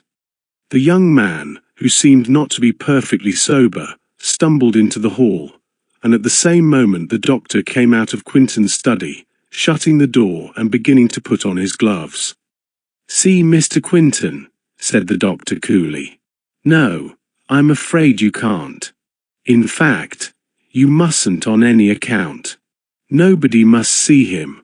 I've just given him his sleeping draught." "No, but look here, old chap," said the youth in the red tie, trying affectionately to capture the doctor by the lapels of his coat. "Look here. I'm simply sewn up, I tell you. 108. "It's no good, Mr. Atkinson," said the doctor, forcing him to fall back. "When you can alter the effects of a drug, I'll alter my decision," and, settling on his hat, he stepped out into the sunlight with the other two. He was a bull-necked, good-tempered little man with a small moustache, inexpressibly ordinary, yet giving an impression of capacity. The young man in the billycock, who did not seem to be gifted with any tact in dealing with people beyond the general idea of clutching hold of their coats, stood outside the door, as dazed as if he had been thrown out bodily, and silently watched the other three walk away together through the garden. "That was a sound, spanking lie I told just now," remarked the medical man, laughing. "In point of fact, poor Quinton doesn't have his sleeping draught for nearly half an hour. But I'm not going to have him bothered with that little beast, who only wants to borrow money that he wouldn't pay back if he could. He's a dirty little scamp, though he is Mrs. Quinton's brother, and she's as fine a woman as ever walked." "Yes," said Father Brown. "She's a good woman. So I propose to hang about the garden till the creature has cleared off," went on the doctor, "and then I'll go into Quinton with the medicine. Atkinson can't get in, because I locked the door." "In that case, Dr. Harris," said Flambeau, "we might as well walk round at the back by the end of the conservatory. There's no entrance to it that way, but it's worth seeing, even from the outside." "Yes, and I might get a squint at my patient," laughed the doctor, "for he prefers to lie on an ottoman right at the end of the conservatory amid all those blood-red poinsettias. It would give me the creeps." But what are you doing?" Father Brown had stopped for a moment, and picked up out of the long grass, where it had almost been wholly hidden, a queer, crooked oriental knife, inlaid exquisitely in coloured stones and metals. "What is this?" asked Father Brown, regarding it with some disfavour. 109. "Oh, Quinton's, I suppose," said Dr. Harris carelessly. "He has all sorts of Chinese knickknacks about the place. Or perhaps it belongs to that mild Hindu of his whom he keeps on a string." "What Hindu?" asked Father Brown, still staring at the dagger in his hand. "Oh, some Indian conjurer," said the doctor lightly. "A fraud, of course." "You don't believe in magic?" asked Father Brown, without looking up. "Oh, cricky! Magic," said the doctor. "It's very beautiful," said the priest in a low, dreaming voice. "The colours are very beautiful. But it's the wrong shape." "What for?" asked Flambeau, staring. "For anything. It's the wrong shape in the abstract. Don't you ever feel that about Eastern art?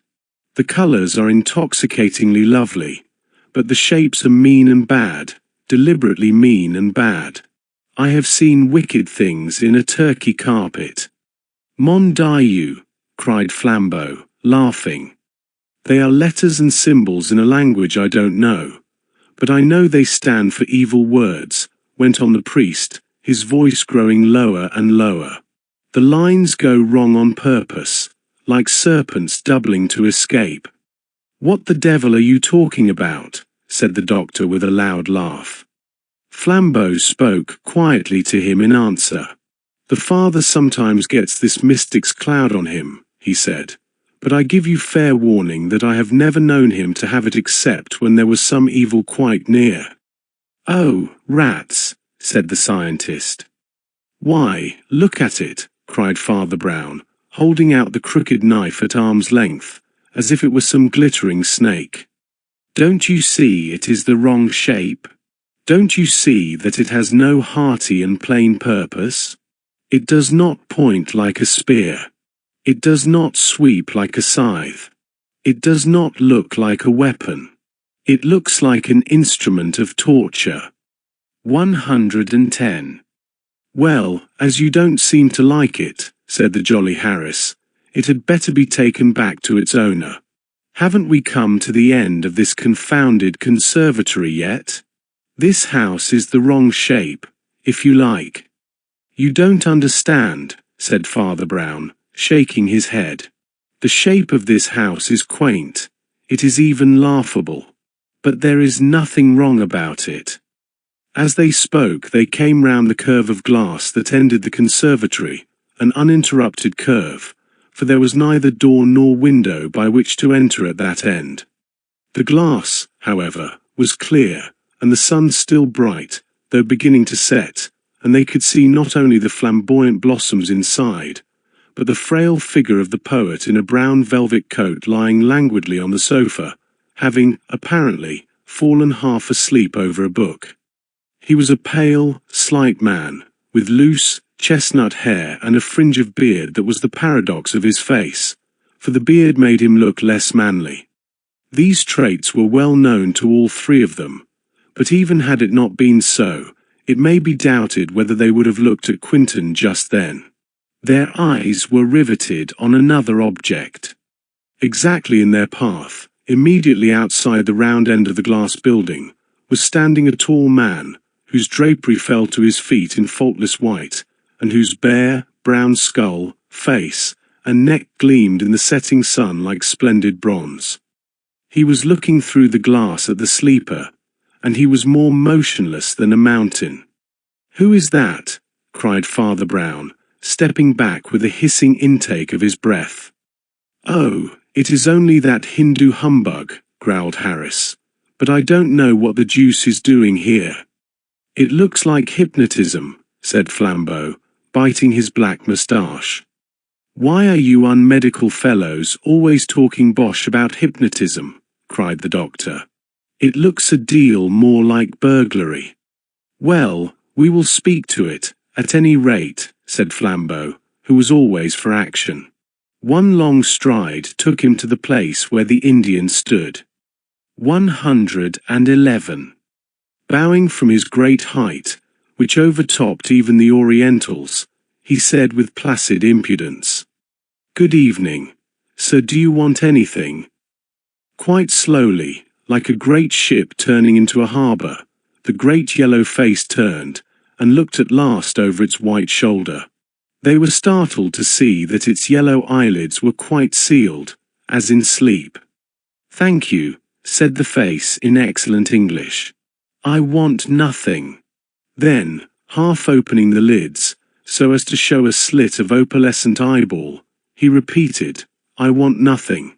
Then he opened his eyes wide with a startling stare, said, "I want nothing," and went rustling away into the rapidly darkening garden. "The Christian is more modest," muttered Father Brown. "He wants something." "What on earth was he doing?" asked Flambeau, knitting his black brows and lowering his voice. "I should like to talk to you later," said Father Brown. The sunlight was still a reality, but it was the red light of evening, and the bulk of the garden trees and bushes grew blacker and blacker against it. They turned round the end of the conservatory, and walked in silence down the other side to get round to the front door. As they went they seemed to wake something, as one startles a bird, in the deeper corner between the study and the main building. And again they saw the white-robed Farquhar slide out of the shadow, and slip round towards the front door. To their surprise, however, he had not been alone. They found themselves abruptly pulled up and forced to banish their bewilderment by the appearance of Mrs. Quinton, with her heavy golden hair and square pale face, advancing on them out of the twilight. She looked a little stern, but was entirely courteous. "Good evening, Dr. Harris," was all she said. "Good evening, Mrs. Quinton," said the little doctor heartily. "I am just going to give your husband his sleeping draught." "Yes," she said in a clear voice. "I think it is quite time." And she smiled at them, and went sweeping into the house. 112. "That woman's overdriven," said Father Brown. "That's the kind of woman that does her duty for 20 years, and then does something dreadful." The little doctor looked at him for the first time with an eye of interest. "Did you ever study medicine?" he asked. "You have to know something of the mind as well as the body," answered the priest. "We have to know something of the body as well as the mind."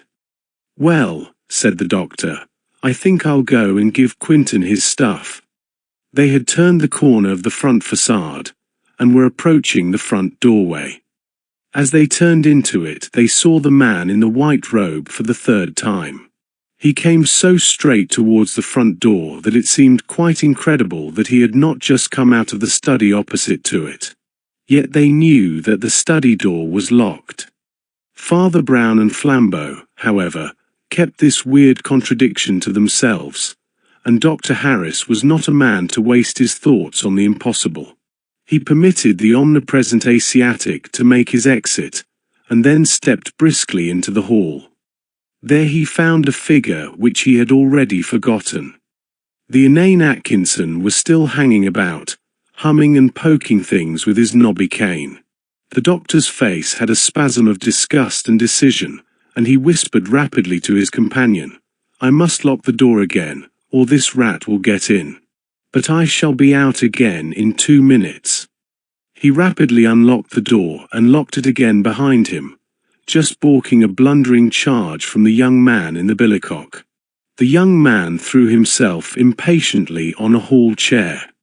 Flambeau looked at a Persian illumination on the wall. Father Brown, who seemed in a sort of daze, dully eyed the door. In about 4 minutes the door was opened again.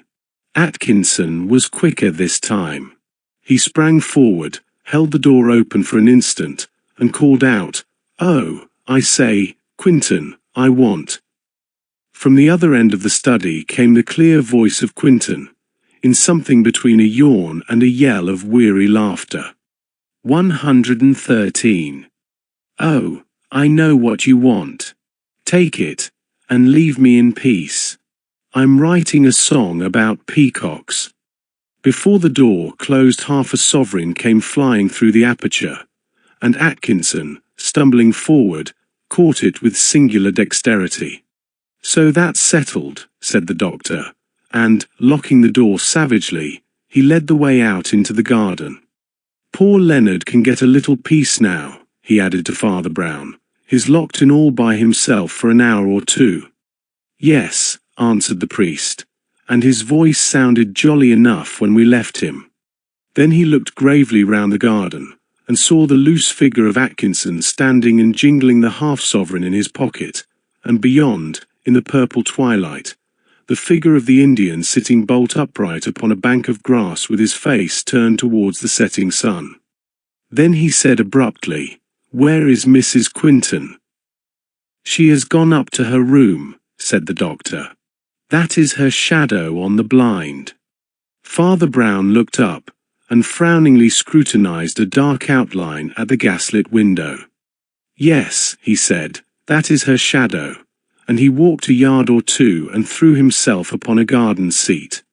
Flambeau sat down beside him, but the doctor was one of those energetic people who live naturally on their legs. He walked away, smoking, into the twilight, and the two friends were left together. "My father," said Flambeau in French, "what is the matter with you?" Father Brown was silent and motionless for half a minute.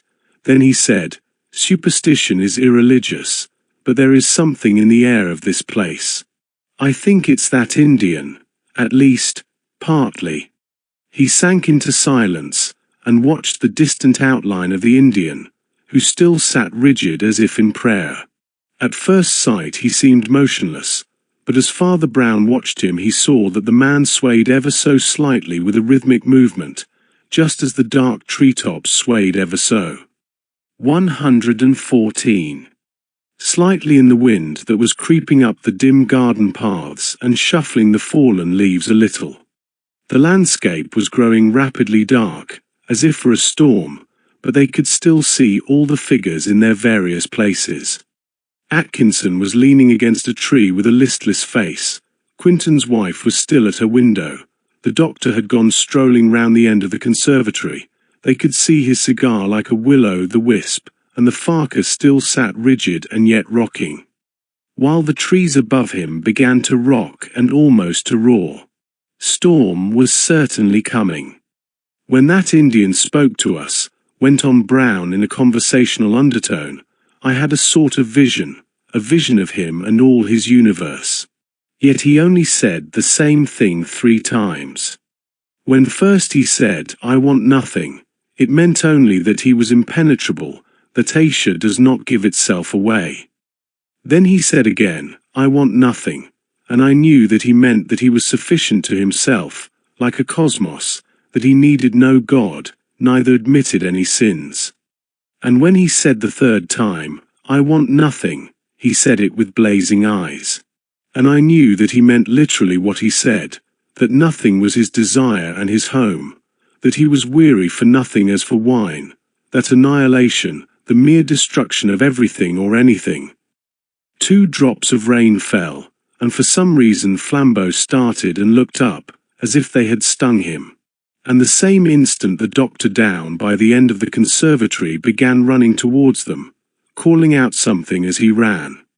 As he came among them like a bombshell, the restless Atkinson happened to be taking a turn nearer to the house front, and the doctor clutched him by the collar in a convulsive grip. "Foul play," he cried. "What have you been doing to him, you dog?" The priest had sprung erect, and had the voice of steel of a soldier in command. "No fighting," he cried coolly. "We are enough to hold anyone we want to. What is the matter, doctor?" 115. "Things are not right with Quinton," said the doctor, quite white. "I could just see him through the glass, and I don't like the way he's lying. It's not as I left him, anyhow." "Let us go into him," said Father Brown shortly.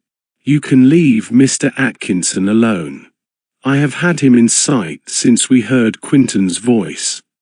I will stop here and watch him, said Flambeau hurriedly. You go in and see. The doctor and the priest flew to the study door, unlocked it, and fell into the room. In doing so they nearly fell over the large mahogany table in the centre at which the poet usually wrote, for the place was lit only by a small fire kept for the invalid. In the middle of this table lay a single sheet of paper, evidently left there on purpose.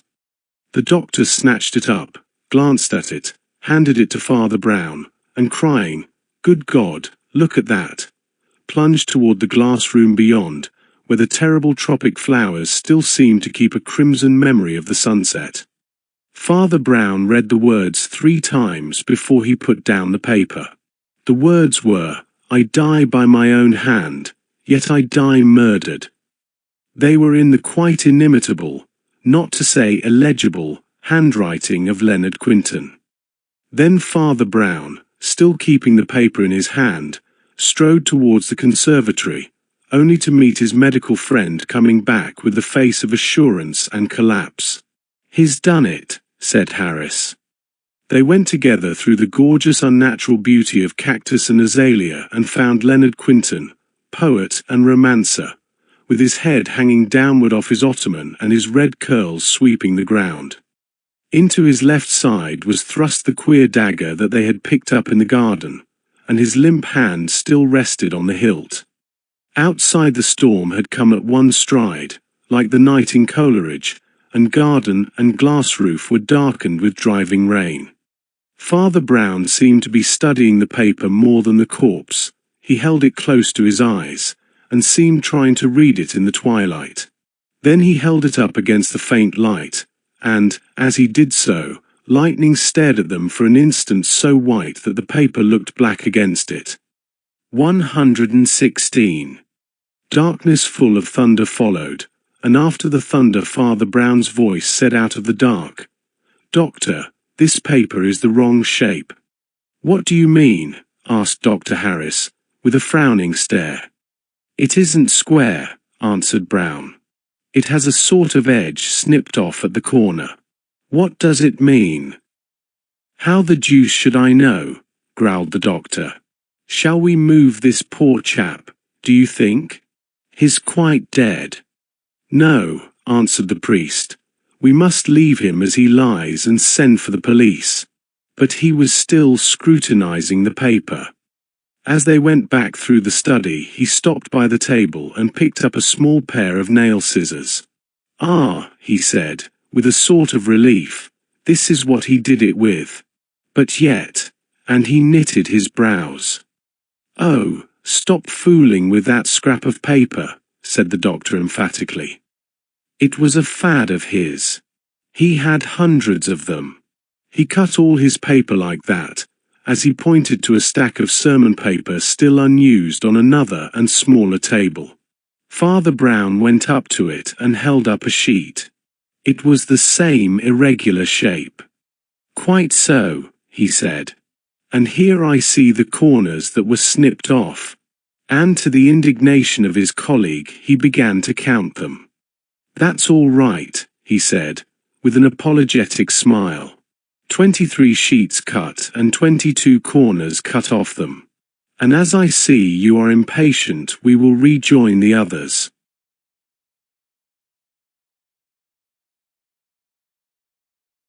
"Who is to tell his wife?" asked Dr. Harris. "Will you go and tell her now, while I send a servant for the police?" "As you will," said Father Brown indifferently. And he went out to the hall door. Here also he found a drama, though of a more grotesque sort. It showed nothing less than his big friend Flambeau in an attitude to which he had long been unaccustomed, while upon the pathway at the bottom of the steps was sprawling with his boots in the air the amiable Atkinson. His billycock hat and walking cane sent flying in opposite directions along the path. Atkinson had at length wearied of Flambeau's almost paternal 117 custody, and had endeavoured to knock him down, which was by no means a smooth game to play with the Iridesipashes, even after that monarch's abdication. Flambeau was about to leap upon his enemy and secure him once more, when the priest patted him easily on the shoulder. "Make it up with Mr. Atkinson, my friend," he said. "Beg a mutual pardon and say good night. We need not detain him any longer." Then, as Atkinson rose somewhat doubtfully and gathered his hat and stick and went towards the garden gate, Father Brown said in a more serious voice, "Where is that Indian?" They all three turned involuntarily towards the dim grassy bank amid the tossing trees purple with twilight, where they had last seen the brown man swaying in his strange prayers. The Indian was gone. "Confound him!" cried the doctor, stamping furiously. "Now I know that it was that nigger that did it." "I thought you didn't believe in magic," said Father Brown quietly. "No more I did," said the doctor, rolling his eyes. "I only know that I loathed that yellow devil when I thought he was a sham wizard. And I shall loathe him more if I come to think he was a real one." "Well, his having escaped is nothing," said Flambeau. "For we could have proved nothing and done nothing against him. One hardly goes to the parish constable with a story of suicide imposed by witchcraft or autosuggestion." Meanwhile Father Brown had made his way into the house, and now went to break the news to the wife of the dead man. When he came out again he looked a little pale and tragic, but what passed between them in that interview was never known, even when all was known. Flambeau, who was talking quietly with the doctor, was surprised to see his friend reappear so soon at his elbow, but Brown took no notice, and 118 merely drew the doctor apart. "You have sent for the police, haven't you?" he asked. "Yes," answered Harris. "They ought to be here in 10 minutes. "Will you do me a favor?" said the priest quietly. "The truth is, I make a collection of these curious stories, which often contain, as in the case of our Hindu friend, elements which can hardly be put into a police report. Now, I want you to write out a report of this case for my private use. Yours is a clever trade," he said, looking the doctor gravely and steadily in the face. "I sometimes think that you know some details of this matter which you have not thought fit to mention. Mine is a confidential trade like yours, and I will treat anything you write for me in strict confidence. But write the whole." The doctor, who had been listening thoughtfully with his head a little on one side, looked the priest in the face for an instant, and said, "All right," and went into the study, closing the door behind him. "Flambeau," said Father Brown, "there is a long seat there under the veranda, where we can smoke out of the rain. You are my only friend in the world, and I want to talk to you. Or, perhaps, be silent with you."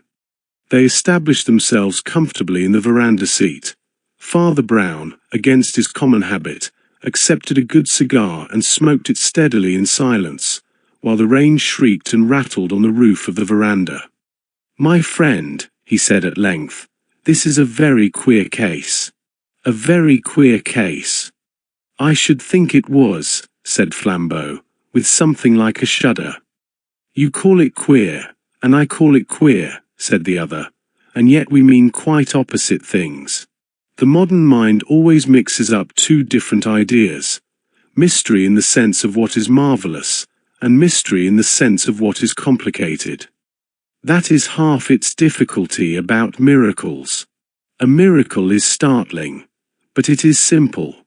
It is simple because it is a miracle. It is power coming directly from God instead of indirectly through nature or human wills. Now, you mean that this business is marvelous because it is miraculous, because it is witchcraft worked by a 119 wicked Indian. Understand, I do not say that it was not spiritual or diabolic. Heaven and hell only know by what surrounding influences strange sins come into the lives of men. But for the present my point is this: If it was pure magic, as you think, then it is marvelous. But it is not mysterious, that is, it is not complicated. The quality of a miracle is mysterious, but its manner is simple. Now, the manner of this business has been the reverse of simple.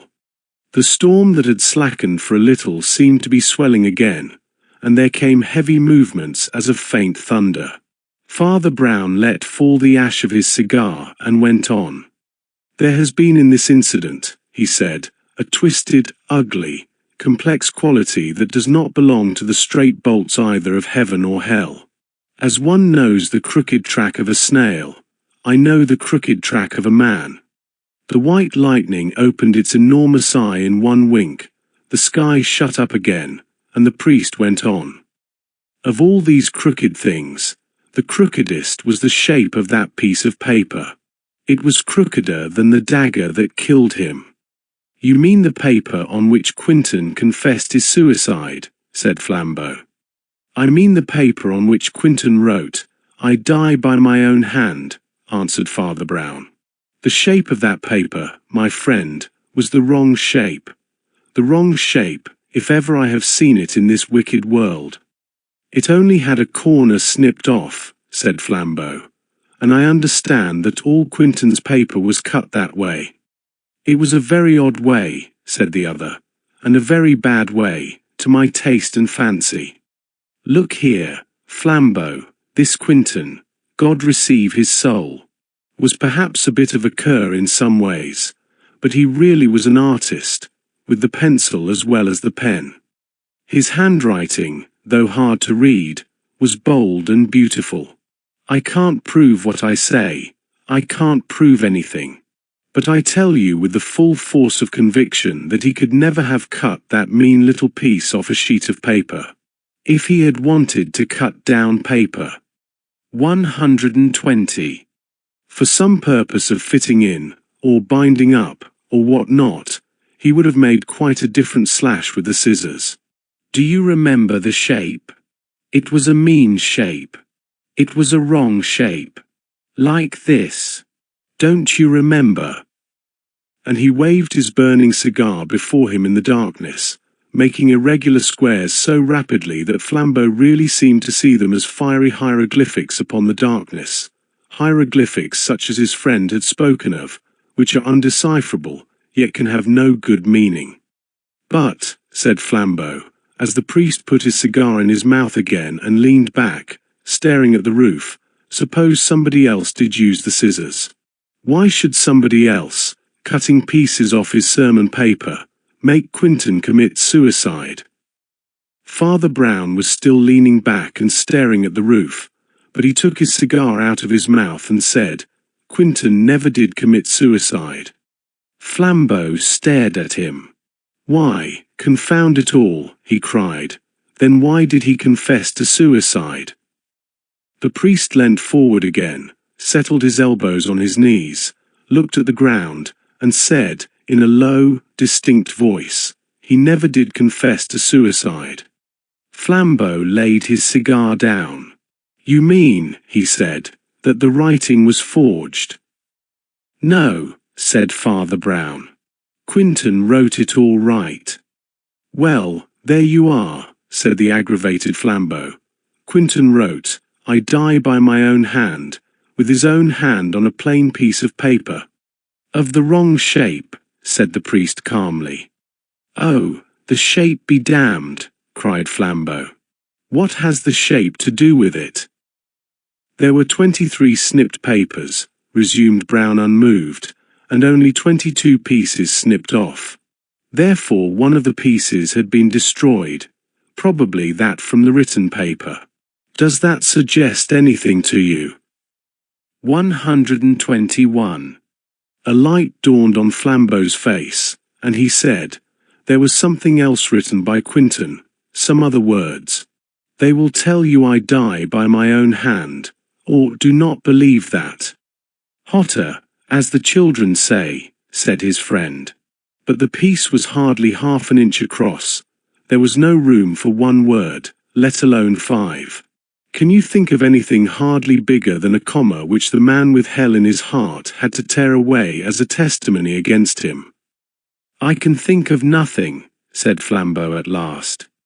What about quotation marks? Said the priest, and flung his cigar far into the darkness like a shooting star. All words had left the other man's mouth, and Father Brown said, like one going back to fundamentals.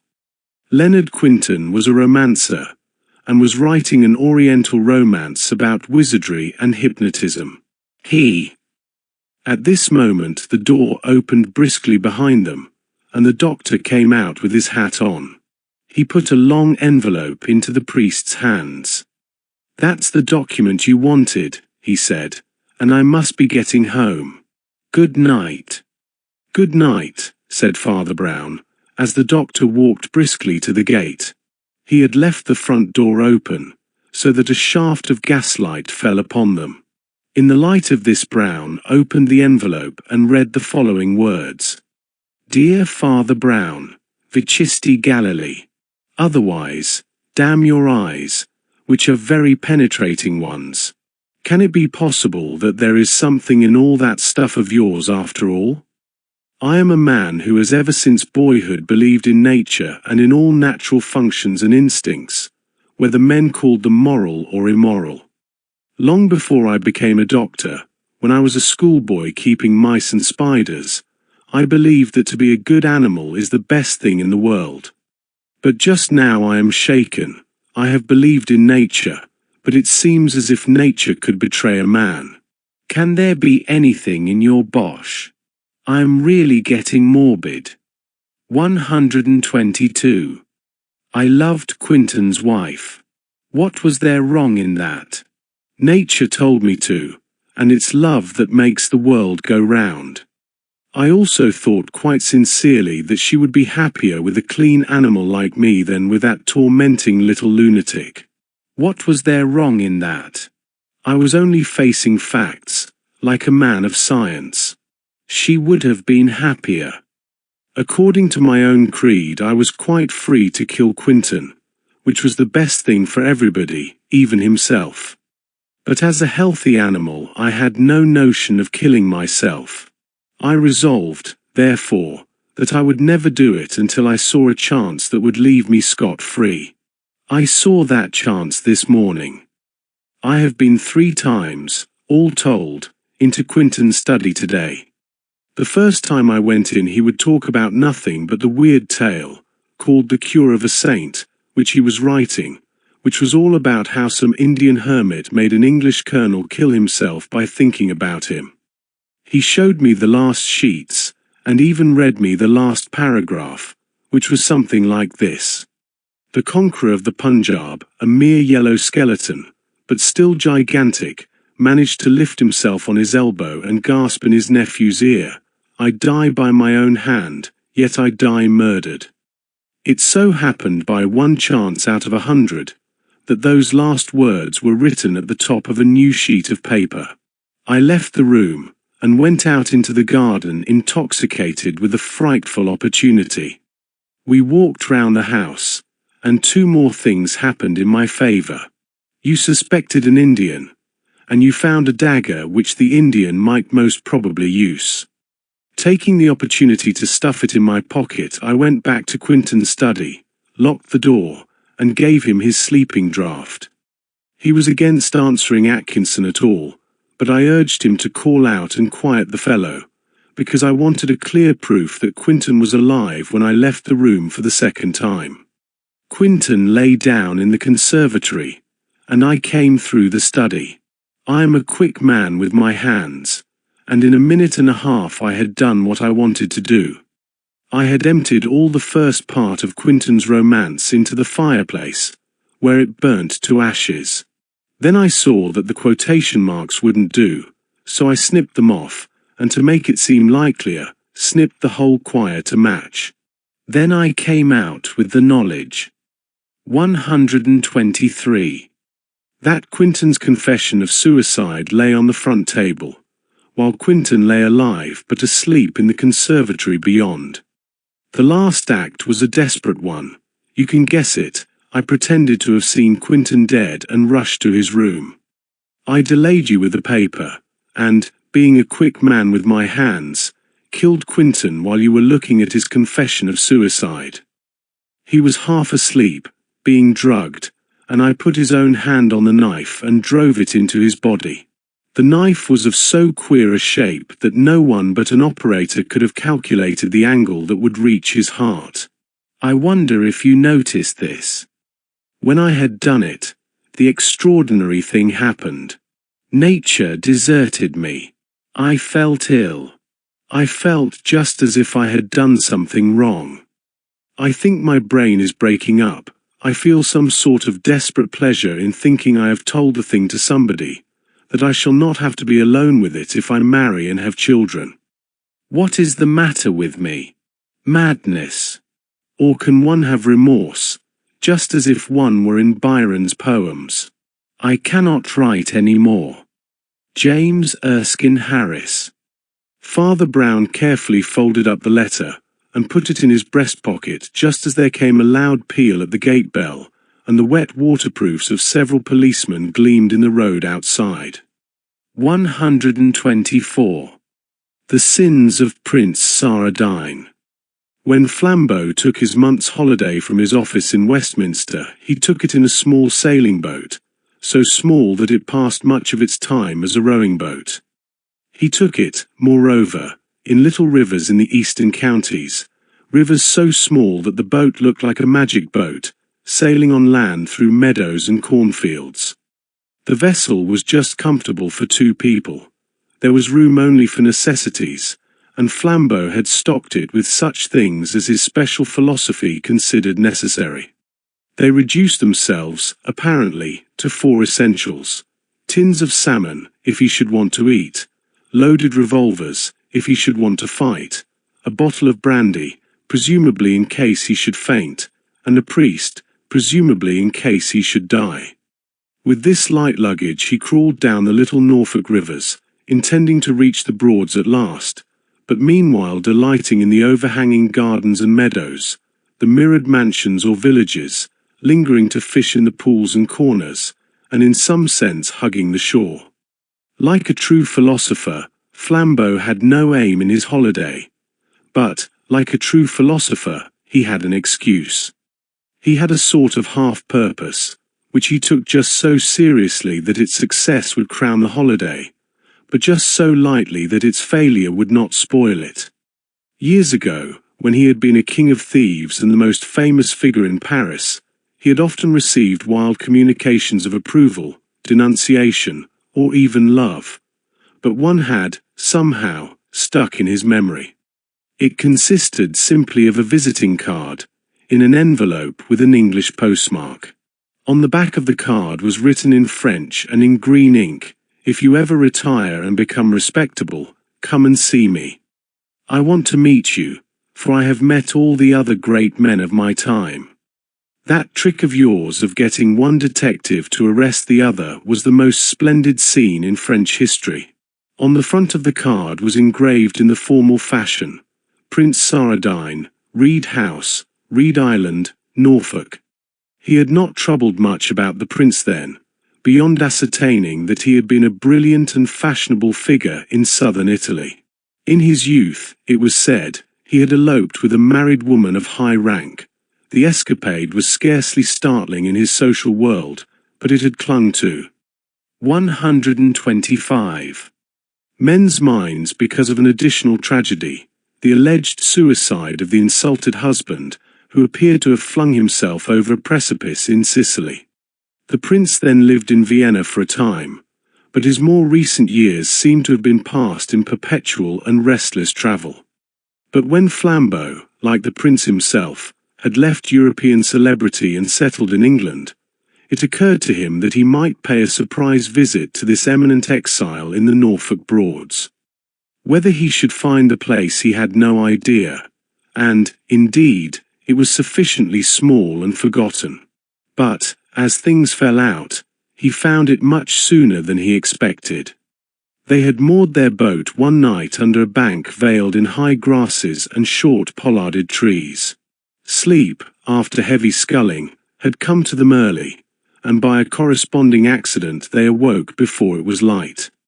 To speak more strictly, they awoke before it was daylight, for a large lemon moon was only just setting in the forest of high grass above their heads, and the sky was of a vivid violet blue, nocturnal but bright. Both men had simultaneously a reminiscence of childhood, of the elfin and adventurous time when tall weeds close over us like woods. Standing up thus against the large low moon, the daisies really seemed to be giant daisies, the dandelions to be giant dandelions. Somehow it reminded them of the dado of a nursery wallpaper. The drop of the riverbed sufficed to sink them under the roots of all shrubs and flowers and make them gaze upwards at the grass. "By Jove," said Flambeau, "it's like being in fairyland." Father Brown sat bolt upright in the boat and crossed himself. His movement was so abrupt that his friend asked him, with a mild stare, what was the matter. "The people who wrote the medieval ballads," answered the priest, "knew more about fairies than you do. It isn't only nice things that happen in fairyland." "Oh, bosh," said Flambeau. "Only nice things could happen under such an innocent moon. I am for pushing on now and seeing what does really come. We may die and rot before we ever see again such a moon or such a mood." "All right," said Father Brown. "I never said it was always wrong to enter fairyland. I only said it was always dangerous." 126. They pushed slowly up the brightening river. The glowing violet of the sky and the pale gold of the moon grew fainter and fainter, and faded into that vast colourless cosmos that precedes the colours of the dawn. When the first faint stripes of red and gold and grey split the horizon from end to end, they were broken by the black bulk of a town or village which sat on the river just ahead of them. It was already an easy twilight, in which all things were visible, when they came under the hanging roofs and bridges of this riverside hamlet. The houses, with their long, low, stooping roofs, seemed to come down to drink at the river, like huge grey and red cattle. The broadening and whitening dawn had already turned to working daylight before they saw any living creature on the wharves and bridges of that silent town. Eventually they saw a very placid and prosperous man in his shirt sleeves, with a face as round as the recently sunken moon, and rays of red whisker around the low arc of it, who was leaning on a post above the sluggish tide. By an impulse not to be analysed, Flambeau rose to his full height in the swaying boat and shouted at the man to ask if he knew Reed Island or Reed House. The prosperous man's smile grew slightly more expansive, and he simply pointed up the river towards the next bend of it. Flambeau went ahead without further speech. The boat took many such grassy corners and followed many such reedy and silent reaches of river, but before the search had become monotonous they had swung round a specially sharp angle and come into the silence of a sort of pool or lake, the sight of which instinctively arrested them. For in the middle of this wider piece of water, fringed on every side with rushes, lay a long, low islet, along which ran a long, low house or bungalow built of bamboo or some kind of tough tropic cane. The upstanding rods of bamboo which made the walls were pale yellow. The sloping rods that made the roof were of darker red or brown, otherwise the long house was a thing of repetition and monotony. The early morning breeze rustled the reeds round the island and sang in the strange ribbed house as in a giant panpipe. "By George," cried Flambeau, "here is the place, after all.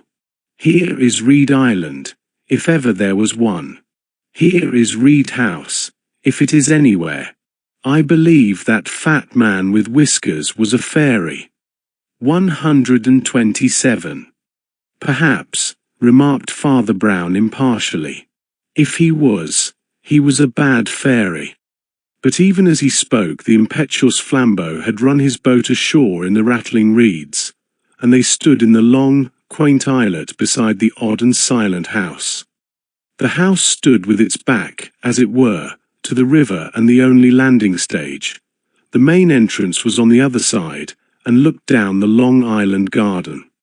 The visitors approached it, therefore, by a small path running round nearly 3 sides of the house, close under the low eaves.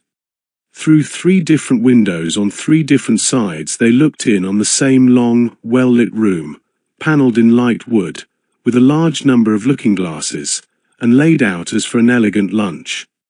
The front door, when they came round to it at last, was flanked by 2 turquoise-blue flower pots. It was opened by a butler of the drearier type, long, lean, grey and listless, who murmured that Prince Sardine was from home at present, but was expected hourly, the house being kept ready for him and his guests. The exhibition of the card with the scrawl of green ink awoke a flicker of life in the parchment face of the depressed retainer, and it was with a certain shaky courtesy that he suggested that the strangers should remain. "His Highness may be here any minute," he said, "and would be distressed to have just missed any gentleman he had invited. We have orders always to keep a little cold lunch for him and his friends, and I am sure he would wish it to be offered." Moved with curiosity to this minor adventure, Flambeau assented gracefully, and followed the old man, who ushered him ceremoniously into the long, lightly panelled room. There was nothing very notable about it, except the rather unusual alternation of many long, low windows with many long, low oblongs of looking-glass, which gave a singular air of lightness and unsubstantialness to the place. It was somehow like lunching out of doors. 1 or 2 pictures of a quiet kind hung in the corners, one a large grey photograph of a very young man in uniform, another a red chalk sketch of 2 long-haired boys. Asked by Flambeau whether the soldierly person was the prince, the butler answered shortly in the negative. It was the prince's younger brother. 128. "Captain Stephen Sardine," he said. And with that the old man seemed to dry up suddenly and lose all taste for conversation. After lunch had tailed off with exquisite coffee and liqueurs, the guests were introduced to the garden, the library, and the housekeeper, a dark, handsome lady, of no little majesty, and rather like a Plutonic Madonna. It appeared that she and the butler were the only survivors of the prince's original foreign menage, the other servants now in the house being new and collected in Norfolk by the housekeeper. This latter lady went by the name of Mrs. Anthony, but she spoke with a slight Italian accent, and Flambeau did not doubt that Anthony was a Norfolk version of some more Latin name. Mr. Paul, the butler, also had a faintly foreign air, but he was in tongue and training English, as are many of the most polished men-servants of the cosmopolitan nobility. Pretty and unique as it was, the place had about it a curious luminous sadness. Hours passed in it like days. The long, well-windowed rooms were full of daylight, but it seemed a dead daylight. And through all other incidental noises, the sound of talk, the clink of glasses, or the passing feet of servants, they could hear on all sides of the house the melancholy noise of the river. "We have taken a wrong turning, and come to a wrong place," said Father Brown, looking out of the window at the grey-green sedges and the silver flood. "Never mind. One can sometimes do good by being the right person in the wrong place." Father Brown, though commonly a silent, was an oddly sympathetic little man, and in those few but endless hours he unconsciously sank deeper into the secrets of Reed House than his professional friend. He had that knack of friendly silence which is so essential to gossip, and saying scarcely a word, he probably obtained from his new acquaintances all that in any case they would have told. The butler, indeed, was naturally uncommunicative. He betrayed a sullen and almost animal affection for his master, who, he said, had been very badly treated. The chief offender seemed to be His Highness's brother, whose name alone would lengthen the old man's lantern jaws and pucker his parrot nose into a sneer. Captain Stephen was un ne'er-do-weel, apparently, and had drained his benevolent brother of hundreds and thousands, forced him to fly from. 129. Fashionable life and live quietly in this retreat. That was all Paul, the butler, would say, and Paul was obviously a partisan. The Italian housekeeper was somewhat more communicative, being, as Brown fancied, somewhat less content. Her tone about her master was faintly acid, though not without a certain awe. Flambeau and his friend were standing in the room of the looking-glasses examining the red sketch of the two boys, when the housekeeper swept in swiftly on some domestic errand.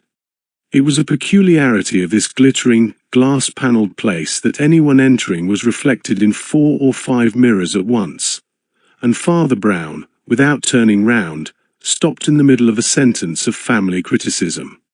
But Flambeau, who had his face close up to the picture, was already saying in a loud voice, "The brothers Sardine, I suppose. They both look innocent enough. It would be hard to say which is the good brother and which the bad." Then, realizing the lady's presence, he turned the conversation with some triviality, and strolled out into the garden. But Father Brown still gazed steadily at the red crayon sketch, and Mrs. Anthony still gazed steadily at Father Brown. She had large and tragic brown eyes, and her olive face glowed darkly with a curious and painful wonder, as of one doubtful of a stranger's identity or purpose. Whether the little priest's coat and creed touched some southern memories of confession, or whether she fancied he knew more than he did, she said to him in a low voice as to a fellow plotter, "He is right enough in one way, your friend. He says it would be hard to pick out the good and bad brothers. Oh, it would be hard, it would be mighty hard, to pick out the good one." "I don't understand you," said Father Brown, and began to move away. The woman took a step nearer to him, with thunderous brows and a sort of savage stoop, like a bull lowering his horns. "There isn't a good one," she hissed. "There was badness enough in the captain taking all that money, but I don't think there was much goodness in the prince giving it. The captain's not the only one with something against him." A light dawned on the cleric's averted face, and his mouth formed silently the word blackmail. Even as he did so, the woman turned an abrupt white face over her shoulder and almost fell. The door had 130 opened soundlessly, and the pale Paul stood like a ghost in the doorway. By the weird trick of the reflecting walls, it seemed as if 5 Pauls had entered by 5 doors simultaneously. "His Highness," he said, "has just arrived." In the same flash the figure of a man had passed outside the first window, crossing the sunlit pane like a lighted stage.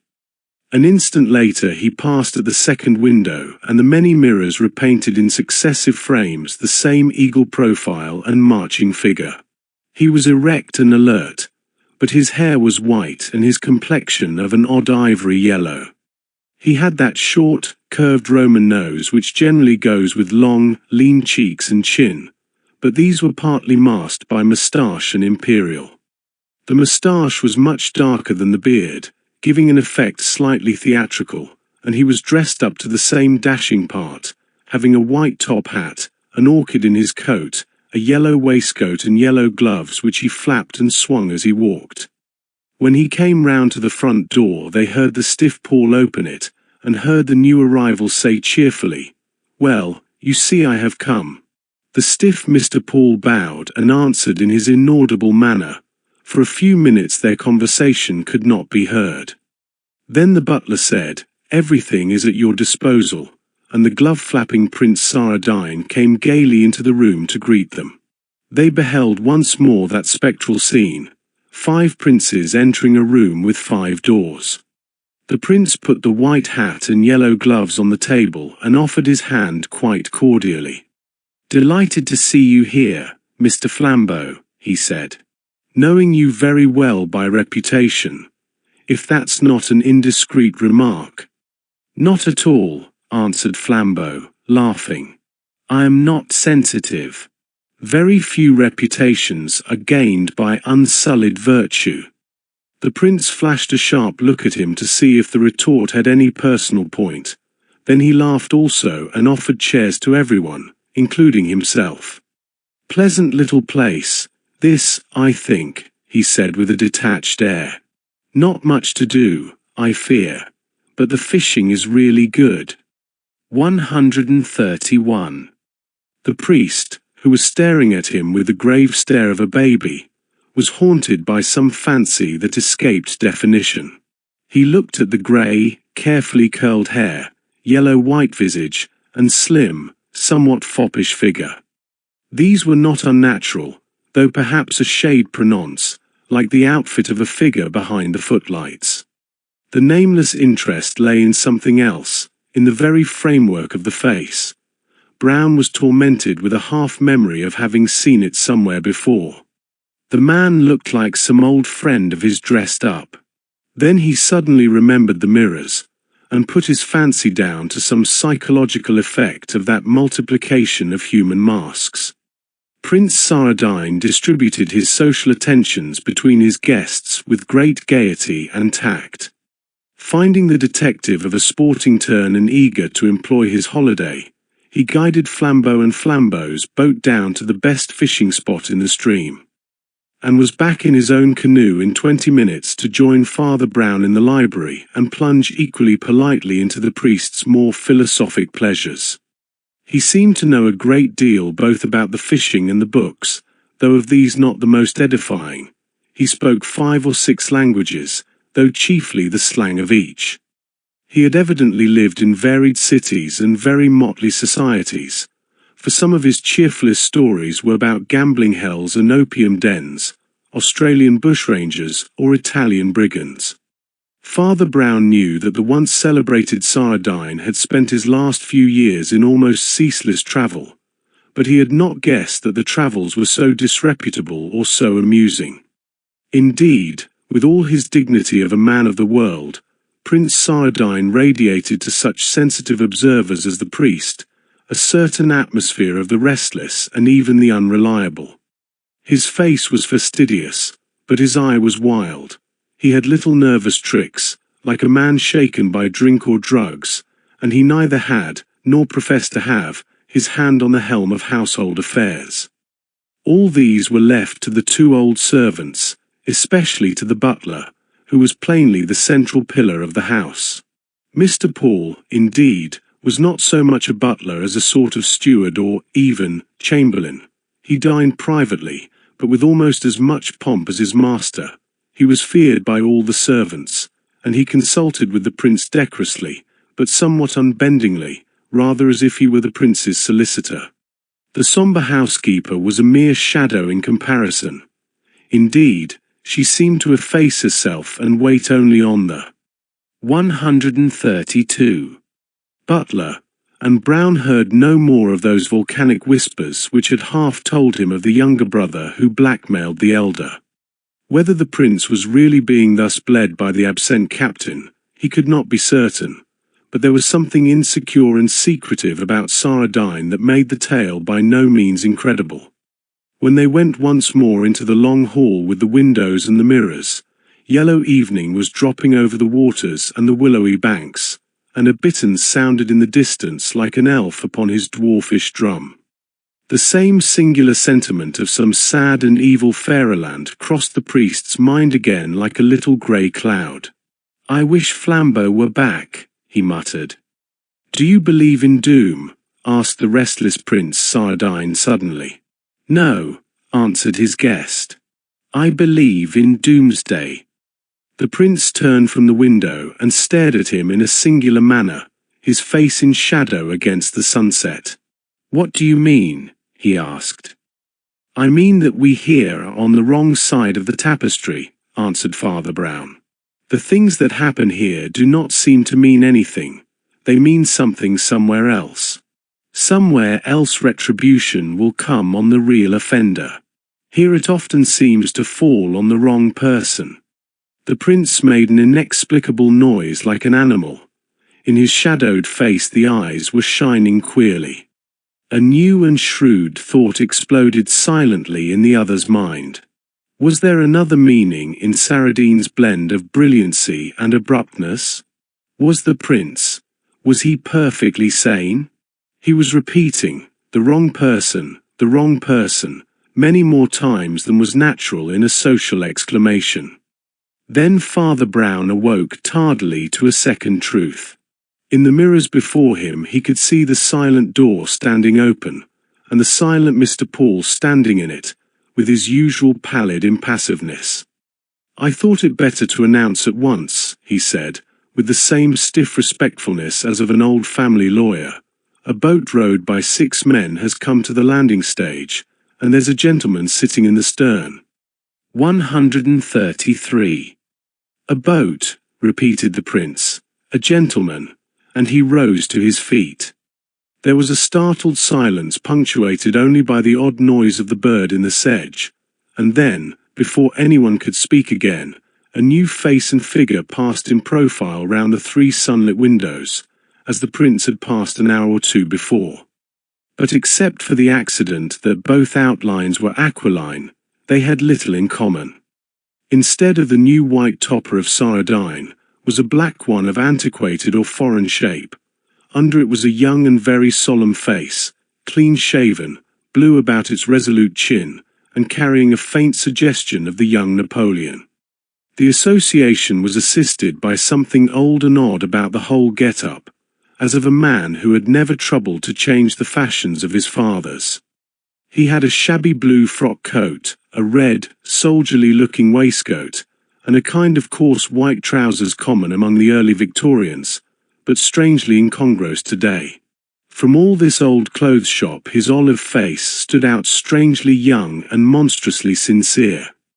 "The deuce," said Prince Saradine, and clapping on his white hat he went to the front door himself, flinging it open on the sunset garden. By that time the newcomer and his followers were drawn up on the lawn like a small stage army. The 6 boatmen had pulled the boat well up on shore, and were guarding it almost menacingly, holding their oars erect like spears. They were swarthy men, and some of them wore earrings. But one of them stood forward beside the olive-faced young man in the red waistcoat, and carried a large black case of unfamiliar form. "Your name," said the young man, "is Saradine." Saradine assented rather negligently. The newcomer had dull, dog-like brown eyes, as different as possible from the restless and glittering grey eyes of the prince. But once again Father Brown was tortured with a sense of having seen somewhere a replica of the face, and once again he remembered the repetitions of the glass-panelled room, and put down the coincidence to that. "Confound this crystal palace," he muttered. "One sees everything too many times. It's like a dream." "If you are Prince Saradine," said the young man, "I may tell you that my name is Antonelli." 134. "Antonelli," repeated the prince languidly. "Somehow I remember the name." "Permit me to present myself," said the young Italian. With his left hand he politely took off his old-fashioned top hat. With his right he caught Prince Saradine so ringing a crack across the face that the white top hat rolled down the steps and one of the blue flower pots rocked upon its pedestal. The prince, whatever he was evidently not a coward. He sprang at his enemy's throat and almost bore him backwards to the grass. But his enemy extricated himself with a singularly inappropriate air of hurried politeness. "That is all right," he said, panting and in halting English. "I have insulted. I will give satisfaction. Marco, open the case." The man beside him with the earrings and the big black case proceeded to unlock it. He took out of it 2 long Italian rapiers, with splendid steel hilts and blades, which he planted point downwards in the lawn. The strange young man standing facing the entrance with his yellow and vindictive face, the 2 swords standing up in the turf like 2 crosses in a cemetery, and the line of the ranked towers behind, gave it all an odd appearance of being some barbaric court of justice. But everything else was unchanged, so sudden had been the interruption. The sunset gold still glowed on the lawn, and the bitterns still boomed as announcing some small but dreadful destiny. "Prince Saradine," said the man called Antonelli, When I was an infant in the cradle you killed my father and stole my mother. My father was the more fortunate. You did not kill him fairly, as I'm going to kill you. You and my wicked mother took him driving to a lonely pass in Sicily, flung him down a cliff, and went on your way. I could imitate you if I chose, but imitating you is too vile. I have followed you all over the world, and you have always fled from me. But this is the end of the world, and of you. I have you now, and I give you the chance you never gave my father. Choose one of those swords.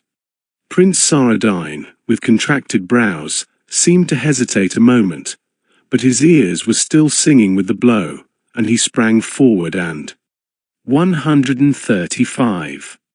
Snatched at one of the hilts. Father Brown had also sprung forward, striving to compose the dispute, but he soon found his personal presence made matters worse. Saradine was a French Freemason and a fierce atheist, and a priest moved him by the law of contraries. And for the other man neither priest nor layman moved him at all. This young man with the Bonaparte face and the brown eyes was something far sterner than a Puritan, a pagan. He was a simple slayer from the morning of the earth, a man of the Stone Age, a man of stone. One hope remained, the summoning of the household, and Father Brown ran back into the house. He found, however, that all the underservants had been given a holiday ashore by the autocrat Paul, and that only the sombre Mrs. Anthony moved uneasily about the long rooms. But the moment she turned a ghastly face upon him, he resolved one of the riddles of the House of Mirrors. The heavy brown eyes of Antonelli were the heavy brown eyes of Mrs. Anthony, and in a flash he saw half the story. "Your son is outside," he said without wasting words. "Either he or the prince will be killed. Where is Mr. Paul?" "He is at the landing stage," said the woman faintly. He is, signaling for help." "Mrs. Anthony," said Father Brown seriously, "there is no time for nonsense.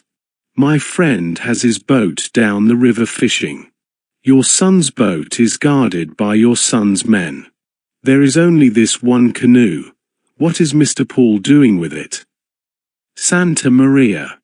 I do not know," she said, and swooned all her length on the matted floor. Father Brown lifted her to a sofa, flung a pot of water over her, shouted for help, and then rushed down to the landing stage of the little island. But the canoe was already in midstream, and old Paul was pulling and pushing it up the river with an energy incredible at his years. "I will save my master," he cried, his eyes blazing maniacally. "I will save him yet." 136. Father Brown could do nothing but gaze after the boat as it struggled upstream and pray that the old man might waken the little town in time. "A duel is bad enough," he muttered, rubbing up his rough dust-colored hair, "but there's something wrong about this duel, even as a duel. I feel it in my bones. But what can it be?" As he stood staring at the water, a wavering mirror of sunset, he heard from the other end of the island garden a small but unmistakable sound, the cold concussion of steel. He turned his head. Away on the farthest cape or headland of the long islet, on a strip of turf beyond the last rank of roses, the duelists had already crossed swords. Evening above them was a dome of virgin gold, and, distant as they were, every detail was picked out. They had cast off their coats, but the yellow waistcoat and white hair of Saradine, the red waistcoat and white trousers of Antonelli, glittered in the level light like the colours of the dancing clockwork dolls. The two swords sparkled from point to pommel like two diamond pins. There was something frightful in the two figures appearing so little and so gay. They looked like two butterflies trying to pin each other to a cork. Father Brown ran as hard as he could, his little legs going like a wheel. But when he came to the field of combat he found he was born too late and too early, too late to stop the strife, under the shadow of the grim Sicilians leaning on their oars, and too early to anticipate any disastrous issue of it. For the two men were singularly well matched, the prince using his skill with a sort of cynical confidence, the Sicilian using his with a murderous care. Few finer fencing matches can ever have been seen in crowded amphitheatres than that which tinkled and sparkled on that forgotten island in the reedy river. The dizzy fight was balanced so long that hope began to revive in the protesting priest. By all common probability Paul must soon come back with the police. It would be some comfort even if Flambeau came back from his fishing, for Flambeau, physically speaking, was worth 4 other men. But there was no sign of Flambeau, and, what was much queerer, no sign of Paul or the police. No other raft or stick was left to float on. In that lost island, in that vast nameless pool, they were cut off as on a rock in the Pacific. 137. Almost as he had the thought, the ringing of the rapiers quickened to a rattle. The prince's arms flew up, and the point shot out behind between his shoulder blades. He went over with a great whirling movement, almost like one throwing the half of a boy's cartwheel. The sword flew from his hand like a shooting star, and dived into the distant river. And he himself sank with so earth-shaking a subsidence that he broke a big rose tree with his body and shook up into the sky a cloud of red earth, like the smoke of some heathen sacrifice. The Sicilian had made blood offering to the ghost of his father. The priest was instantly on his knees by the corpse, but only to make too sure that it was a corpse. As he was still trying some last hopeless tests, he heard for the first time voices from farther up the river, and saw a police boat shoot up to the landing stage, with constables and other important people, including the excited Paul. The little priest rose with a distinctly dubious grimace. "Now, why on earth," he muttered, "why on earth couldn't he have come before?" Some 7 minutes later the island was occupied by an invasion of townsfolk and police, and the latter had put their hands on the victorious duellist, ritually reminding him that anything he said might be used against him. "I shall not say anything," said the monomaniac, with a wonderful and peaceful face. "I shall never say anything more. I am very happy, and I only want to be hanged." Then he shut his mouth as they led him away, and it is the strange but certain truth that he never opened it again in this world, except to say guilty at his trial. Father Brown had stared at the suddenly crowded garden, the arrest of the man of blood, the carrying away of the corpse after its examination by the doctor, rather as one watches the break-up of some ugly dream. He was motionless, like a man in a nightmare. He gave his name and address as a witness, but declined their offer of a boat to the shore, and remained alone in the island garden, gazing at the broken rose bush and the whole green theatre of that swift and inexplicable tragedy. The light. 138. Died along the river, mist rose in the marshy banks, a few belated birds flitted fitfully across. Stuck stubbornly in his subconsciousness was an unspeakable certainty that there was something still unexplained. This sense that had clung to him all day could not be fully explained by his fancy about Looking-Glass Land. Somehow he had not seen the real story, but some game or mask. And yet people do not get hanged or run through the body for the sake of a charade. As he sat on the steps of the landing stage ruminating, he grew conscious of the tall, dark streak of a sail coming silently down the shining river, and sprang to his feet with such a backrush of feeling that he almost wept. "Flambeau," he cried, and shook his friend by both hands again and again, much to the astonishment of that sportsman, as he came on shore with his fishing tackle. "Flambeau," he said, "so you're not killed?" "Killed?" repeated the angler in great astonishment. "And why should I be killed?" "Oh, because nearly everybody else is," said his companion rather wildly. "Sardine got murdered, and Antonelli wants to be hanged, and his mother's fainted, and I, for one, don't know whether I'm in this world or the next. But, thank God, you're in the same one. and he took the bewildered Flambeau's arm. As they turned from the landing stage, they came under the eaves of the low bamboo house, and looked in through one of the windows, as they had done on their first arrival. They beheld a lamplit interior well calculated to arrest their eyes.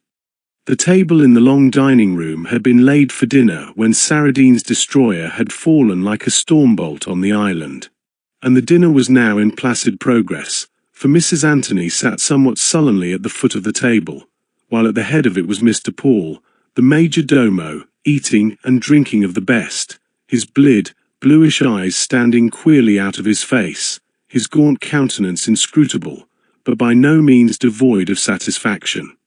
With a gesture of powerful impatience, Flambeau rattled at the window, wrenched it open, and put an indignant head into the lamplit room. 139.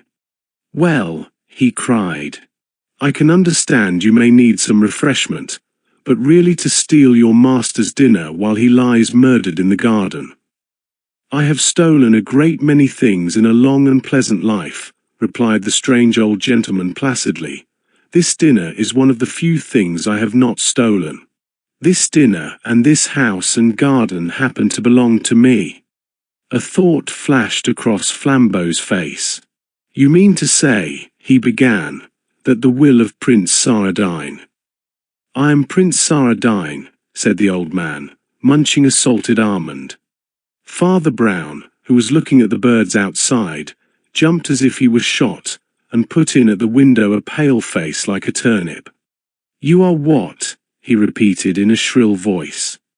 "Paul, Prince Saradine, a vos ordresse," said the venerable person politely, lifting a glass of sherry. "I live here very quietly, being a domestic kind of fellow, and for the sake of modesty I am called Mr. Paul, to distinguish me from my unfortunate brother Mr. Stephen. He died, I hear, recently, in the garden. Of course, it is not my fault if enemies pursue him to this place.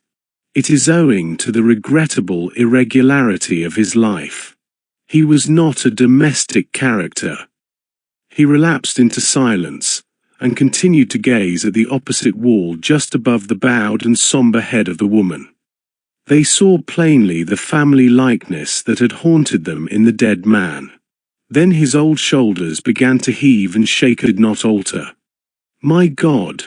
cried Flambeau after a pause, "he's laughing." "Come away," said Father Brown, who was quite white. "Come away from this house of hell. Let us get into an honest boat again."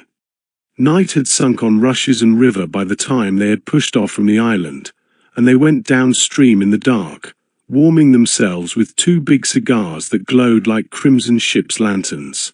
Father Brown took his cigar out of his mouth and said, 140. "I suppose you can guess the whole story now? After all, it's a primitive story. A man had two enemies. He was a wise man, and so he discovered that two enemies are better than one." "I do not follow that," answered Flambeau. "Oh, it's really simple," rejoined his friend. "Simple, though anything but innocent. Both the Saradines were scamps, but the prince, the elder, was the sort of scamp that gets to the top, and the younger, the captain, was the sort that sinks to the bottom. This squalid officer fell from beggar to blackmailer, and one ugly day he got his hold upon his brother, the prince. Obviously it was for no light matter, for Prince Paul Saradine was frankly fast, and had no reputation to lose as to the mere sins of society. In plain fact, it was a hanging matter, and Stephen literally had a rope round his brother's neck. He had somehow discovered the truth about the Sicilian affair, and could prove that Paul murdered old Antonelli in the mountains. The captain raked in the hush money heavily for 10 years, until even the prince's splendid fortune began to look a little foolish. But Prince Saradine bore another burden besides his blood-sucking brother. He knew that the son of Antonelli, a mere child at the time of the murder, had been trained in savage Sicilian loyalty, and lived only to avenge his father, not with the gibbet, but with the old weapons of vendetta. The boy had practiced arms with a deadly perfection, and about the time that he was old enough to use them, Prince Sardine began, as the society papers said, to travel. The fact is that he began to flee for his life, passing from place to place like a hunted criminal, but with one relentless man upon his trail. That was Prince Paul's position, and by no means a pretty one. The more money he spent on eluding Antonelli, the less he had to silence Stephen. The more he gave to silence Stephen, the less chance there was of finally escaping Antonelli. Then it was that he showed himself a great man, a genius like Napoleon.